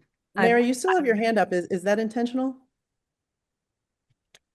I think No, okay. Eve, Yes, go ahead, Diane. I think we've been forewarned by the select board. Now, that's one vote on the select board, and there are 4 others. But we've been forewarned that there might be some reservations about jumping into this without having first an independent town support. As long as we put money in reserve, which is I believe what the CFO told us, we could draw on that money. Were the NRC and others to come to us and say, "Gosh, we've got this great opportunity to buy some land. Here's the land; it's available." And we could do it. Oh, Doesn't that require a special town meeting for that? yeah. Oh, Yeah. it does. It requires a special town meeting. Yeah. Really not asleep. Sorry. Sorry, you're right. I was just thinking, wait, I've got it. This is easy. We just do this. Okay, never mind. I'm comfortable with postponing this vote if people still want to think about it. Please raise your hand if you want to postpone the vote.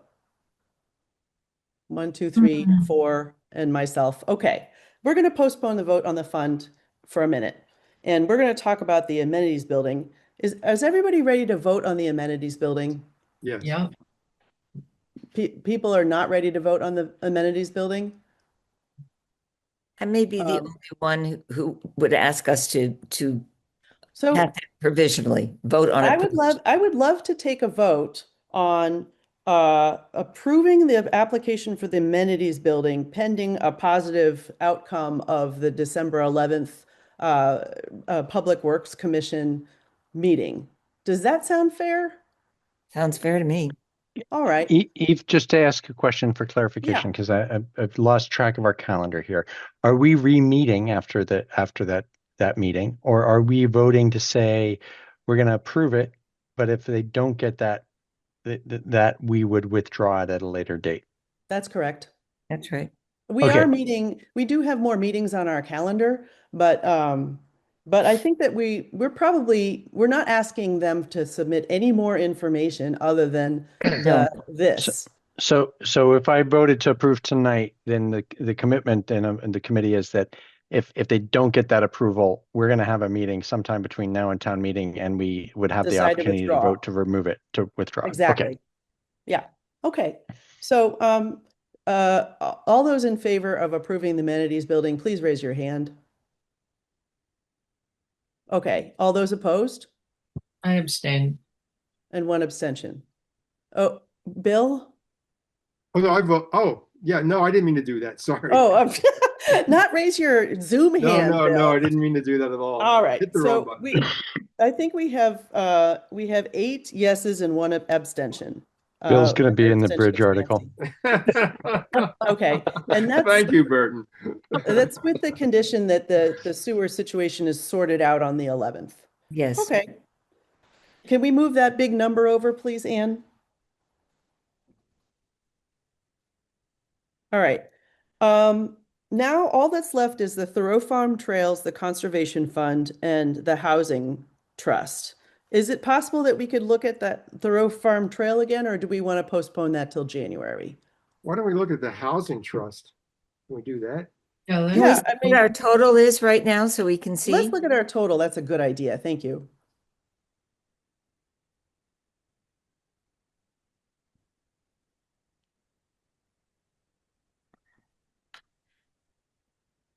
Looks like we're up to 2.7 million. I don't know what that 4.9 million is, and I think that's isn't it supposed to be 4.3? That 4.9 includes, I would think, that should be everything. Yeah. So does it include the reserves? Would you scroll down to their funding sources page that you have on there? I think it's down at the bottom. Yeah, isn't it 4.3? Yeah. So I'm not sure why it says, 4.9 is the total request. Oh, yeah. Oh, yeah. Okay. Sorry about that, Ann. Okay, so we have 4.3 and we've already committed 2.7. And so the outstanding, were we to fund all 3 fully, would we be over? It looks like we've got 1.6 left, and that's 7, 6, I think we're over. Okay. We're over if we don't do what I Use was the talking reserves. about and try Yep. to commit some of the returned funds right away, then we are over. Yes, we are Yeah. over. So maybe We're the over thing by to about do, $165,000 right now. And just so I'm clear, that would leave us with no money to potentially, if there was an opportunity of some sort that was appropriate for CPC funding, there would be nothing, like if you funded everything, there would be no reserves, right? we are talking about spending every dollar. Every single dollar. Okay. Yeah, pretty much. Yeah, but what we might do is we might postpone voting on the conservation fund to first go collect any outstanding funds that we might be able to put into a open space reserve that then we could then vote to put that money in the conservation fund, just to have our order of operations correct. We could do that and do that in January, and then we could talk through the Thoreau Farm Trail and fund housing before that. Does that make sense? Or go ahead, Jeff.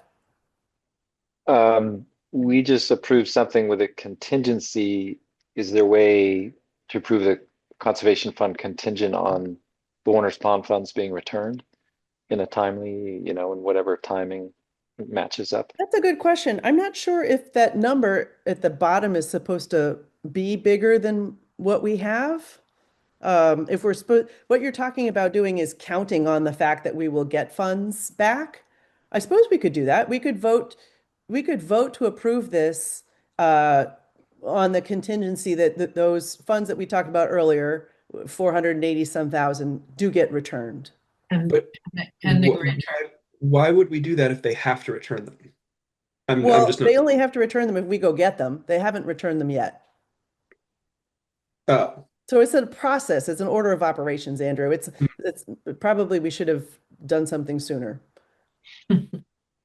By my calculations, Eve, and I've been running this total, if we take the funds from Warner's Pond back, we'll have a surplus of about $317,000. That's what I have too, Bill.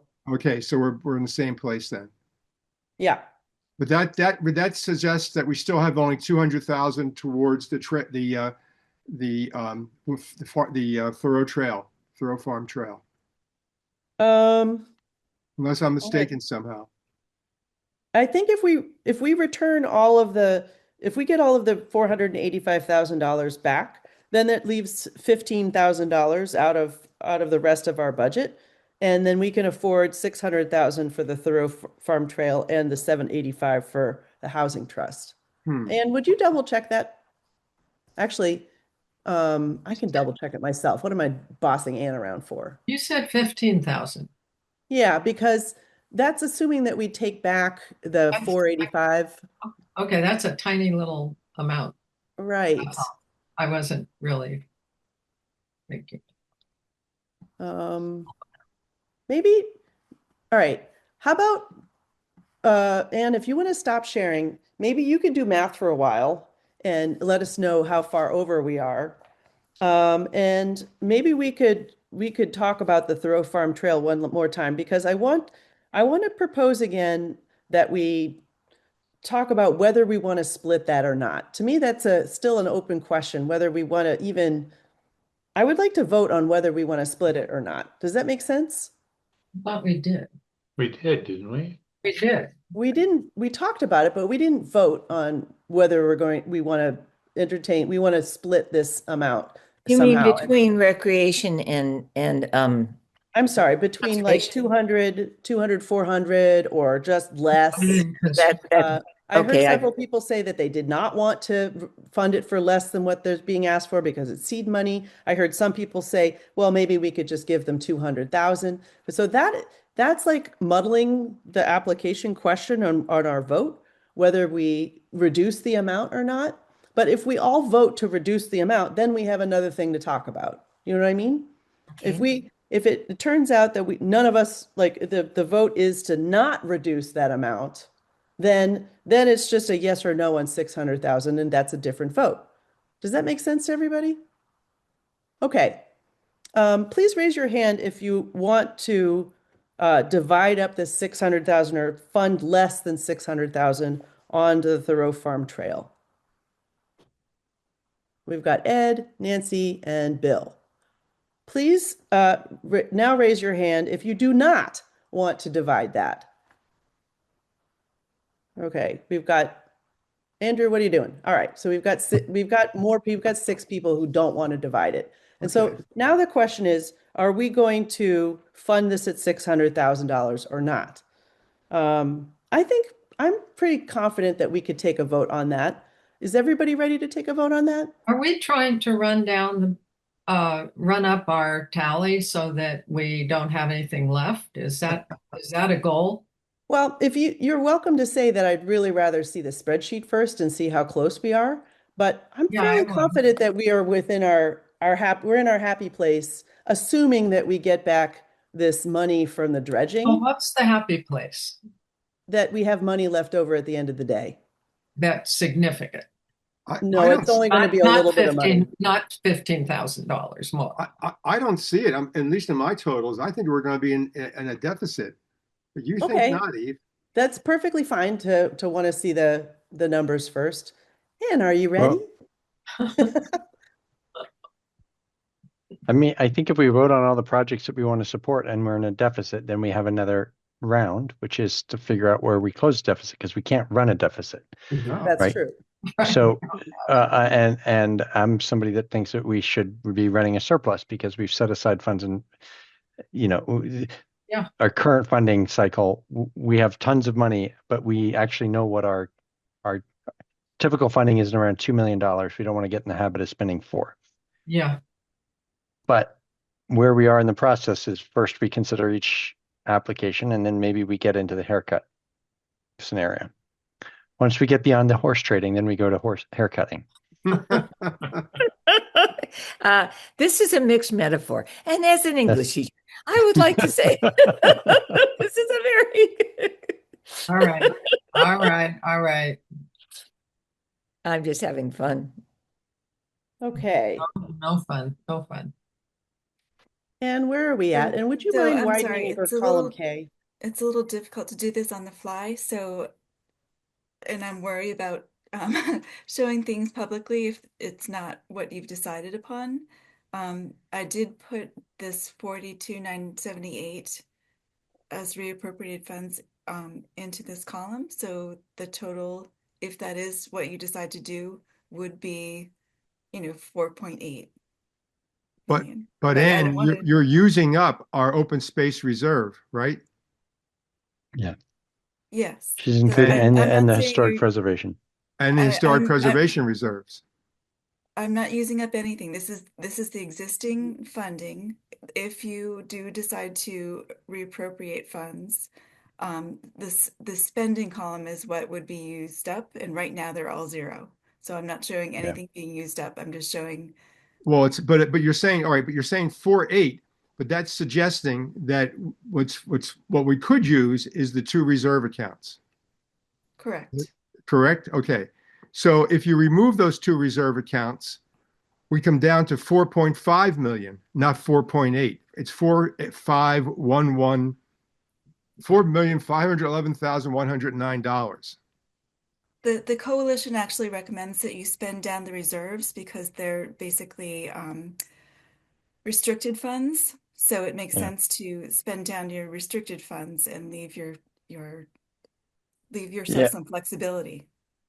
Well, and so that's the bookkeeping. I think overall, though, and to your point, that's how much funding we have available to spend. And I think that's what our ceiling should be when we consider what projects we want to support in a given year. Where we pull those funds from, right? If we have historic preservation accounts and we decide we want to make those less restricted and we exceed $103,000, we could say that we're going to spend our reserve. Or we could say we decided in the past we wanted those funds to be restricted and we keep them. That's a secondary consideration, Bill, I think that we'll get to. But overall, the funds we have available is 4.865.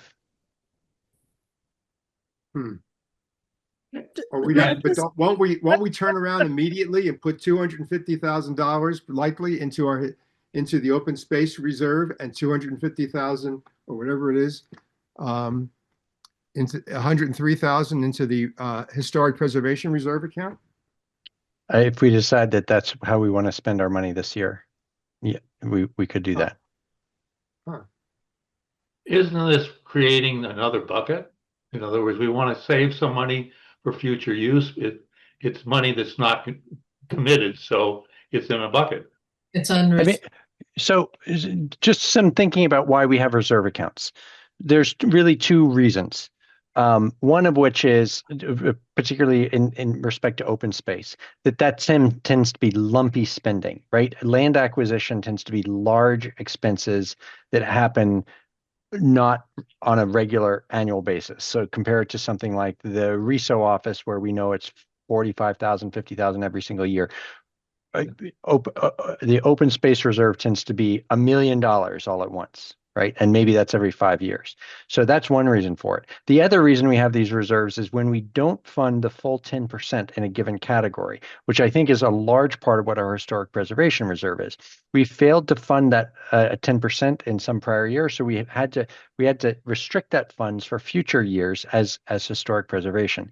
If we decide to use that because we've got $200,000 of historic preservation this year, we would allocate 103,000 out of that. We would then allocate the additional amount out of current spending, and then we would see if our current spending minus historic preservation reserve got us to the 10% on the historic preservation. Otherwise, the concept around having these reserves is really just this committee choosing to bind the hands of a future committee because we think that's a good idea where to have the funds when we have extra funds left over. Thank you, Burton. That's a good summary of what those designated reserves are for. I've just gone off on my own cowboy experiment with my own Excel spreadsheet, and I believe that even if we approve the extension request of Delia's, if we do, and if we vote to fully fund all of the rest of the projects that we've got here, and if we collect the 6-19 and 9-20 funds that are hanging out, we will be left with about $270,000 at the end of the day. So I don't think it's a problem to talk about funding these. Like, it shouldn't be our budget that stops the discussion. It should be that we don't want to fund the Thoreau Farm Trail, for $600,000 that stops our discussion. Okay. Does that make sense to everybody? Yeah. Absolutely. I mean, that's Okay. exactly, from my perspective, that's exactly right. All right, Okay. so we voted not to split up that amount. Would it be possible now to vote on whether or not we're going to fund the Thoreau Farm Trail project for $600,000 in a roll call vote? Let's do it. Let's see if we have anybody who doesn't want to. Does anybody not want to? No, wait, doesn't want to what? Does, To I think we fund should it probably, at 6. let's just be clear because we're all tired and do a roll call vote, if that's Fund it. okay. Yeah. All right. I am proposing that we fund the Thoreau Farm Trail project at $600,000. And if you decide that you really would rather fund it for less, then that's a no vote. Is Yeah. that clear? Yeah. Okay. So, Andrew, Yes. Bill, Yes. Burton, Yes. Diane, Yes. Ed, Yes. Jeff, Yes. Matt, Yes. Nancy. I guess that's a yes. You don't have to get. I know, Nancy. Poor I know. Nancy. I was We with can you. vote. It's only the right thing to do. Yes, okay, and I'm a yes too. So let's move I that just want to 600. make sure they look at the environmental impacts. Absolutely. I agree too. We could say that. Yeah, we need Okay, these are things to communicate thoughtfully, right? let's We- communicate that thoughtfully to them. I mean, and we do have, just for people that are new to the committee, we do have grant agreements, right? So to the degree there are important requirements or contingencies or what have you, within reason, right? We don't want to just go off on sort of fanciful things. The grant agreement defines how they can spend the money. That's Right. right. And the grant agreement is in the first instance informed by their application because we're approving their application. In the second instance, it may be informed by the town council or considerations of this committee and what we would want to specify. So if there's something that we feel is missing in the application with respect to an environmental review, we could make the funding contingent upon them obtaining that. Got it. Yeah, Thank you, Burton. That's great. that's great. And next, I would like to propose that we vote, given that in future meetings, we will be having discussions on guardrails on the housing trust, or at least some ideas of how future committees might think of how they want to fund the housing trust. I would like to propose that we vote on the funding the housing trust at $785,500 for this year. Does anybody disagree with that? Let's take a roll call vote because we're tired, okay? All right. Andrew? Yes. Bill? Yes. Burton? You said, does anybody disagree? We're voting in favor of it, correct? Correct. Yes. Diane? Yes. Ed? Yes, and thank you. I'm not going to ask you, Ed, obviously. Okay. Jeff? Yes. Matt? Yes. Nancy? Hi, I'm going back to my old way. I was going to say, Nancy, where are your eyes when we're? And I'm a yes as well. Okay, so we've fully funded the housing trust.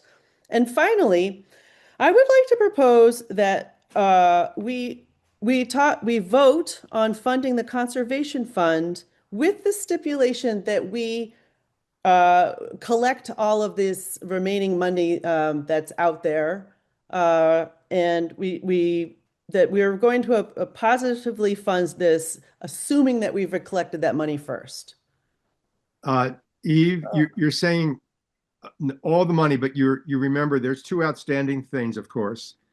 It's 482,000, but there's still the amount of money that as a member of Natural Resources and the Warner's Pond, we're still hoping to get that money for the Commonwealth Avenue site, which has not been put forward. So that's good. And then the money for the continuing attempts to improve the pond. That's 143,000. So yes, I agree with you, but those two amounts we're still hoping for. Yeah. So what you're saying, I think, is that we may be even getting back more money that we know about. No, I'm not. Just the opposite. I'm saying no. Those two amounts of money are really necessary for Warner's Pond. That's what I'm saying. Okay. So I'm only talking about number 6-19, refund dredging. And this is assuming that we approve the extension request, which we haven't even talked about, the amount of $232,978 plus 9-20, a refund for dredging at $250,000, assuming that we get back $482,978. Correct. That's the amount that I'm talking about. 482,978. Yeah. And that leaves the other balance there that the yes, they want. Nothing else but those two. Assuming Correct. that we get those two money back, and if we don't approve the funding, the extension request, we get even more money back, and that goes back into an open space reserve, right?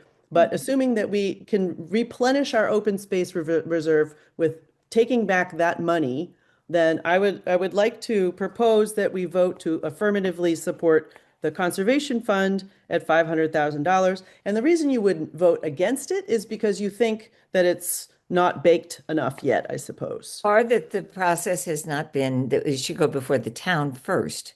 Or what Mary said, exactly, that it should go before the town first. So those are reasons to vote against this. And then we can talk about doing what Mary said, which is to put it in reserves and waiting another year. Go ahead, Burton. I'd just say, because Eve, I'm sensitive to you presenting this at town meeting and maybe getting opposition to it. I see Paul Bohm, member of the select board's hands raised, and as much as I would like our deliberations to be within the committee, I would suggest maybe we could hear from him, especially given his experience in the CPC. Absolutely. Let's hear from Paul. Yeah, my comment is slightly different. I think there is concern on this committee in general about the governance of the fund. You referred to minutes, and Hadelia explained it in minutes. Nobody but the committee has seen that minutes because you just approved those tonight. So the explanation for exactly how that's going to work, which I think is important. I haven't seen them. I looked for them, and the public hasn't seen them. I would like the committee to discuss those so we all understand and the public understands how they will be administered, what the checks are, what the approvals are. So that's slightly different than Mary's comment, which I would support if there was a mechanism for actually doing that. But I do think that the public has the ability to pull out any Any item. application at the meeting. So there's, by default, there's a process for doing that. But, I'm concerned at the moment about, I don't fully understand, the public doesn't fully understand what the governance is, because it's in minutes that you just approved tonight. So that's what I wanted to say about that. No, thank you, Paul. I appreciate that. The 1014 minutes did go up under the current meeting documents fairly recently, so I could totally understand why you haven't had a chance to see them yet. I'm actually pretty impressed that my committee has had a chance to read them, because we only got them through a link on the current meeting documents. But I know that Delia hasn't had a chance to really come back and answer our questions for personal reasons. She hasn't been available. So I would love for this vote to be contingent on getting that money back. But what Burton said before, we can always come back and say, you know what, actually, I don't think that this is fully baked. We have plenty of time before the actual town meeting, or even presenting to the select board and the finance committee to say, you know what, this was a terrible vote. We've decided actually we don't want to support this after all. But to look at our spreadsheet with all of these numbers on it, I think it would be useful to see it completely filled out. That's what my goal is to get this spreadsheet filled out. I mean, all right, let's do this. Does the committee want to postpone voting on the conservation fund until Delia gets a chance to answer more questions about governance, and until we get back these dredging money, et cetera, the two monies that I mentioned earlier, so that our process is actually in order? Do Yes. we want to postpone this to January? Yes, please. Can I just make one correction? I think we have been referring to what was in the minutes that Delia said, but she has a December 2nd letter that was separate, that was also part of current meeting documents. December 2nd? Are we talking about the same thing? An email that Delia sent in response yes. in response to your 4 questions, Eve, I believe it was. That's right. I totally forgot about that. There it is. Yeah. All right. I mean, I am sensitive to the fact that this is the cart before the horse, that we should really have the rest of that money collected before talking more about this. We could collect that money into a open space reserve and then come back around and look at it again. Well, Eve, can we just talk through the timing, and forgive me? So when is our final warrant article due? I think we have until the end of January. End of January, the 23rd. Thank you, Paul. We have Okay, about so 7 weeks. Yeah. So we will, and currently on our calendar, I'm guessing we have 1 or 2 meetings between now and then. Is that I correct? think we have one, but I can double check. One. So maybe where we're getting is, with our votes tonight, we could see if we voted in favor of this, of all the various things that we might vote in favor of, whether we have the funding available. And then from there, we can decide in our next meeting, potentially to reduce funding for a particular article or take away funding entirely for a particular article. And I think that would be a really successful move forward in terms of, all right, so if we get all the information back, if Delia provides whatever info we want, or whatever it may be, we have the funds available based upon tonight's vote. But between now and when the article is actually due, we could make some revisions based upon the concerns that have been expressed tonight. I love that. And we do only have one meeting before our warrant article is due. We could always schedule another meeting if we really want to see each other again. But I think that our January, I don't think that's the issue, but I was going to propose that our January 6th meeting, we confirm all of our votes with what any new information that might arise by then, that you would hopefully get in your packets the Thursday before the meeting. Does that make sense? So we do another meeting like this then? Well, no, I don't want to revote on all those other applications, Okay. but I just want to take a look at the fine, like by then we will have our sewer thing sorted. We will have, hopefully we'll have, our open space reserve replenished with monies that were being handed back from expired projects. And then we could say, yay, verily, we did a good job back in December. Or we could say, you know what, this isn't going to work after all. We have to reduce it by something. Okay, so not revisit every single project. Right. No, we voted on what we voted so far. That's And I fine. think That's I fine. think our hearts know what we want for this conservation fund, and it's fairly easy or safe to vote on it with a contingency on getting funds back, and then revisiting our whole warrant article in January and making any adjustments that are needed then. Yeah. I mean, I don't know if you're going to do a straw vote on this one, but I'm much moved by Mary Hartman's comment that there was a process for the other. And I really do believe I'm not a big process person, but I do believe in process in this regard. And I do think getting the town buy-in first is really important, because then when you go forward with gusto and with the confidence that the town is entirely behind the process. So I will not support this for that reason. Only for that reason. I think it's a great idea, but I think that there is a fund that can be used that was established a long time ago in 1959. And my understanding was that this is sort of just a new way to put money into that fund, where that money was coming from the town budget before, and then the town budget was no longer able to support this. And so Delia came back after a couple of years of doing nothing to ask the CPC to fund it instead. So that was my understanding of the history of this. But yeah, I would love for Paul to weigh in. What do you say? You're referring to the land fund. But that's a different fund. Yeah. Is that different from what we're talking about as the one that went before? Because then perhaps I'm wrong. Well, yeah, my understanding was the land fund was a town organized that's thing. Exactly and this is right. Yes, and it was town funds, and the conservation fund would be administered by the CFO/town treasurer.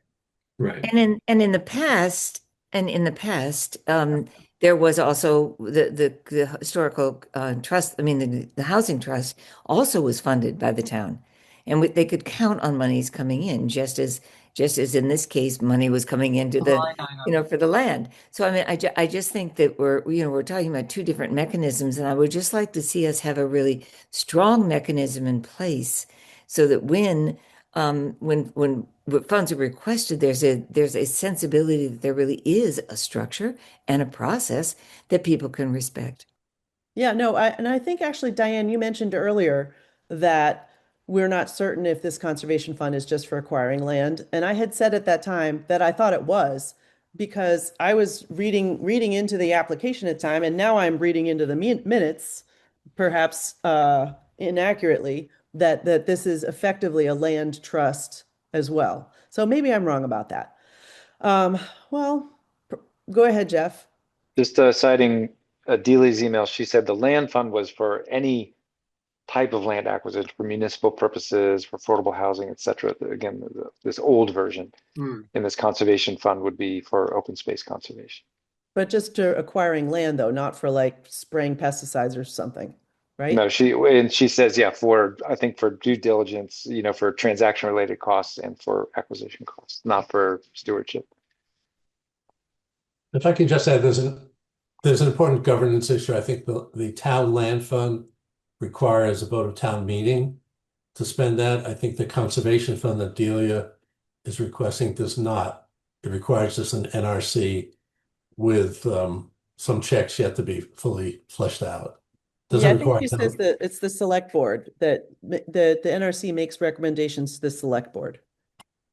If that's what she proposes, that should be in there, but that's not what the law says. The law says the NRC makes decisions.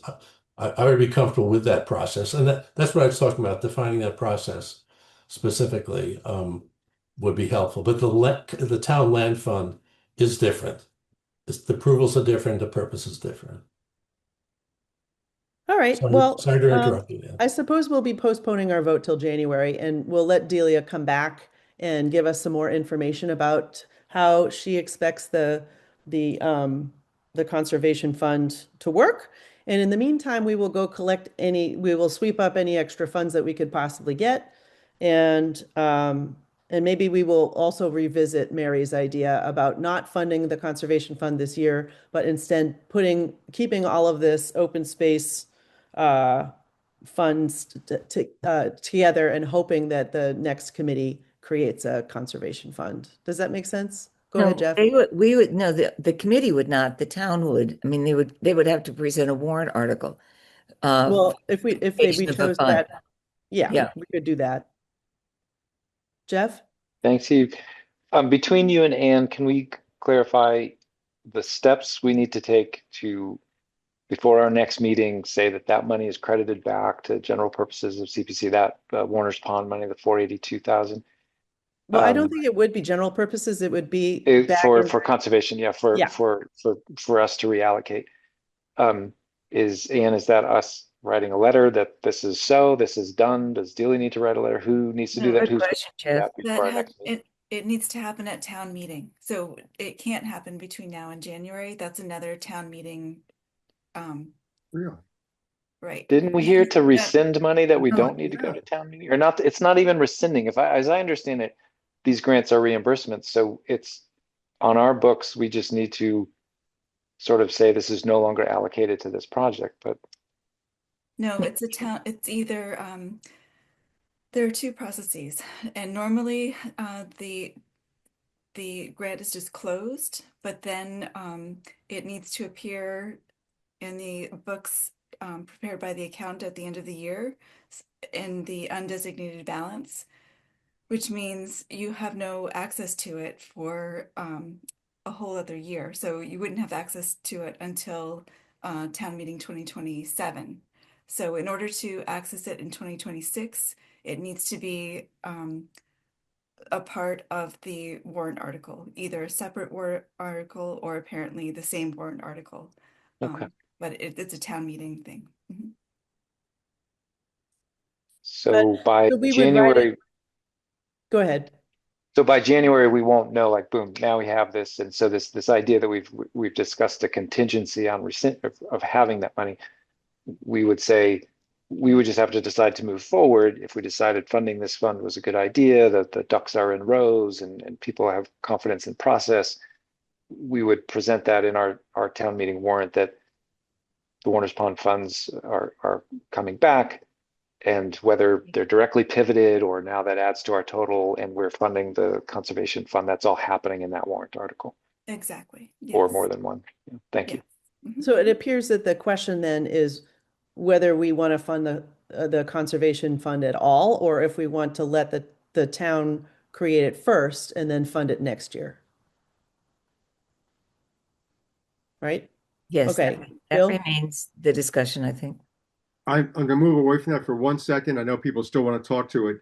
I do want to know, because it's the one thing, I worked in this Warner's Pond thing for a year and a half, 15 people. The one thing that we all agreed upon, and there are very few things that we were able to agree upon, was the notion of the Commonwealth Avenue boat launch. So it doesn't have to be brought up tonight, but it's really I'd like to know when we will be able to speak to this. All the extension requests are coming at us next month. Next month. Okay. All right. Thank you. That's why I was hoping to put a pin in this, but that's okay. We can wait and vote on that after. Maybe it makes sense to vote on our extension requests first and then talk about the conservation fund again then. Does that make sense? Yeah, I think so. Go ahead, Diane. You know, I like Burton. I've been the chair quite a few times of the committee, and I think that what is terribly important is that expediency is, to me, less important than the really careful and thoughtful adjudication of each of the projects.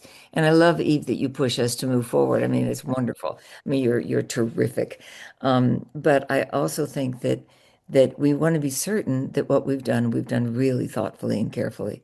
And so, I mean, we have 7 months, 7 weeks before we have to, actually produce a warrant. And so we have time to really think this one through, get everything in order, and then we can make, a thoughtful series of moves. And I think it looks like we're going to have enough money to generously support the remaining unadjudicated projects. So, Of which there's only one. And I think you're terrific too, Diane. All right, so I think that's a wrap. Unless we have any public comment at this point, I would really like to go to bed. Yes, Tracy. Hi, everyone. Tracy Morano, Chair of the Regional School Committee.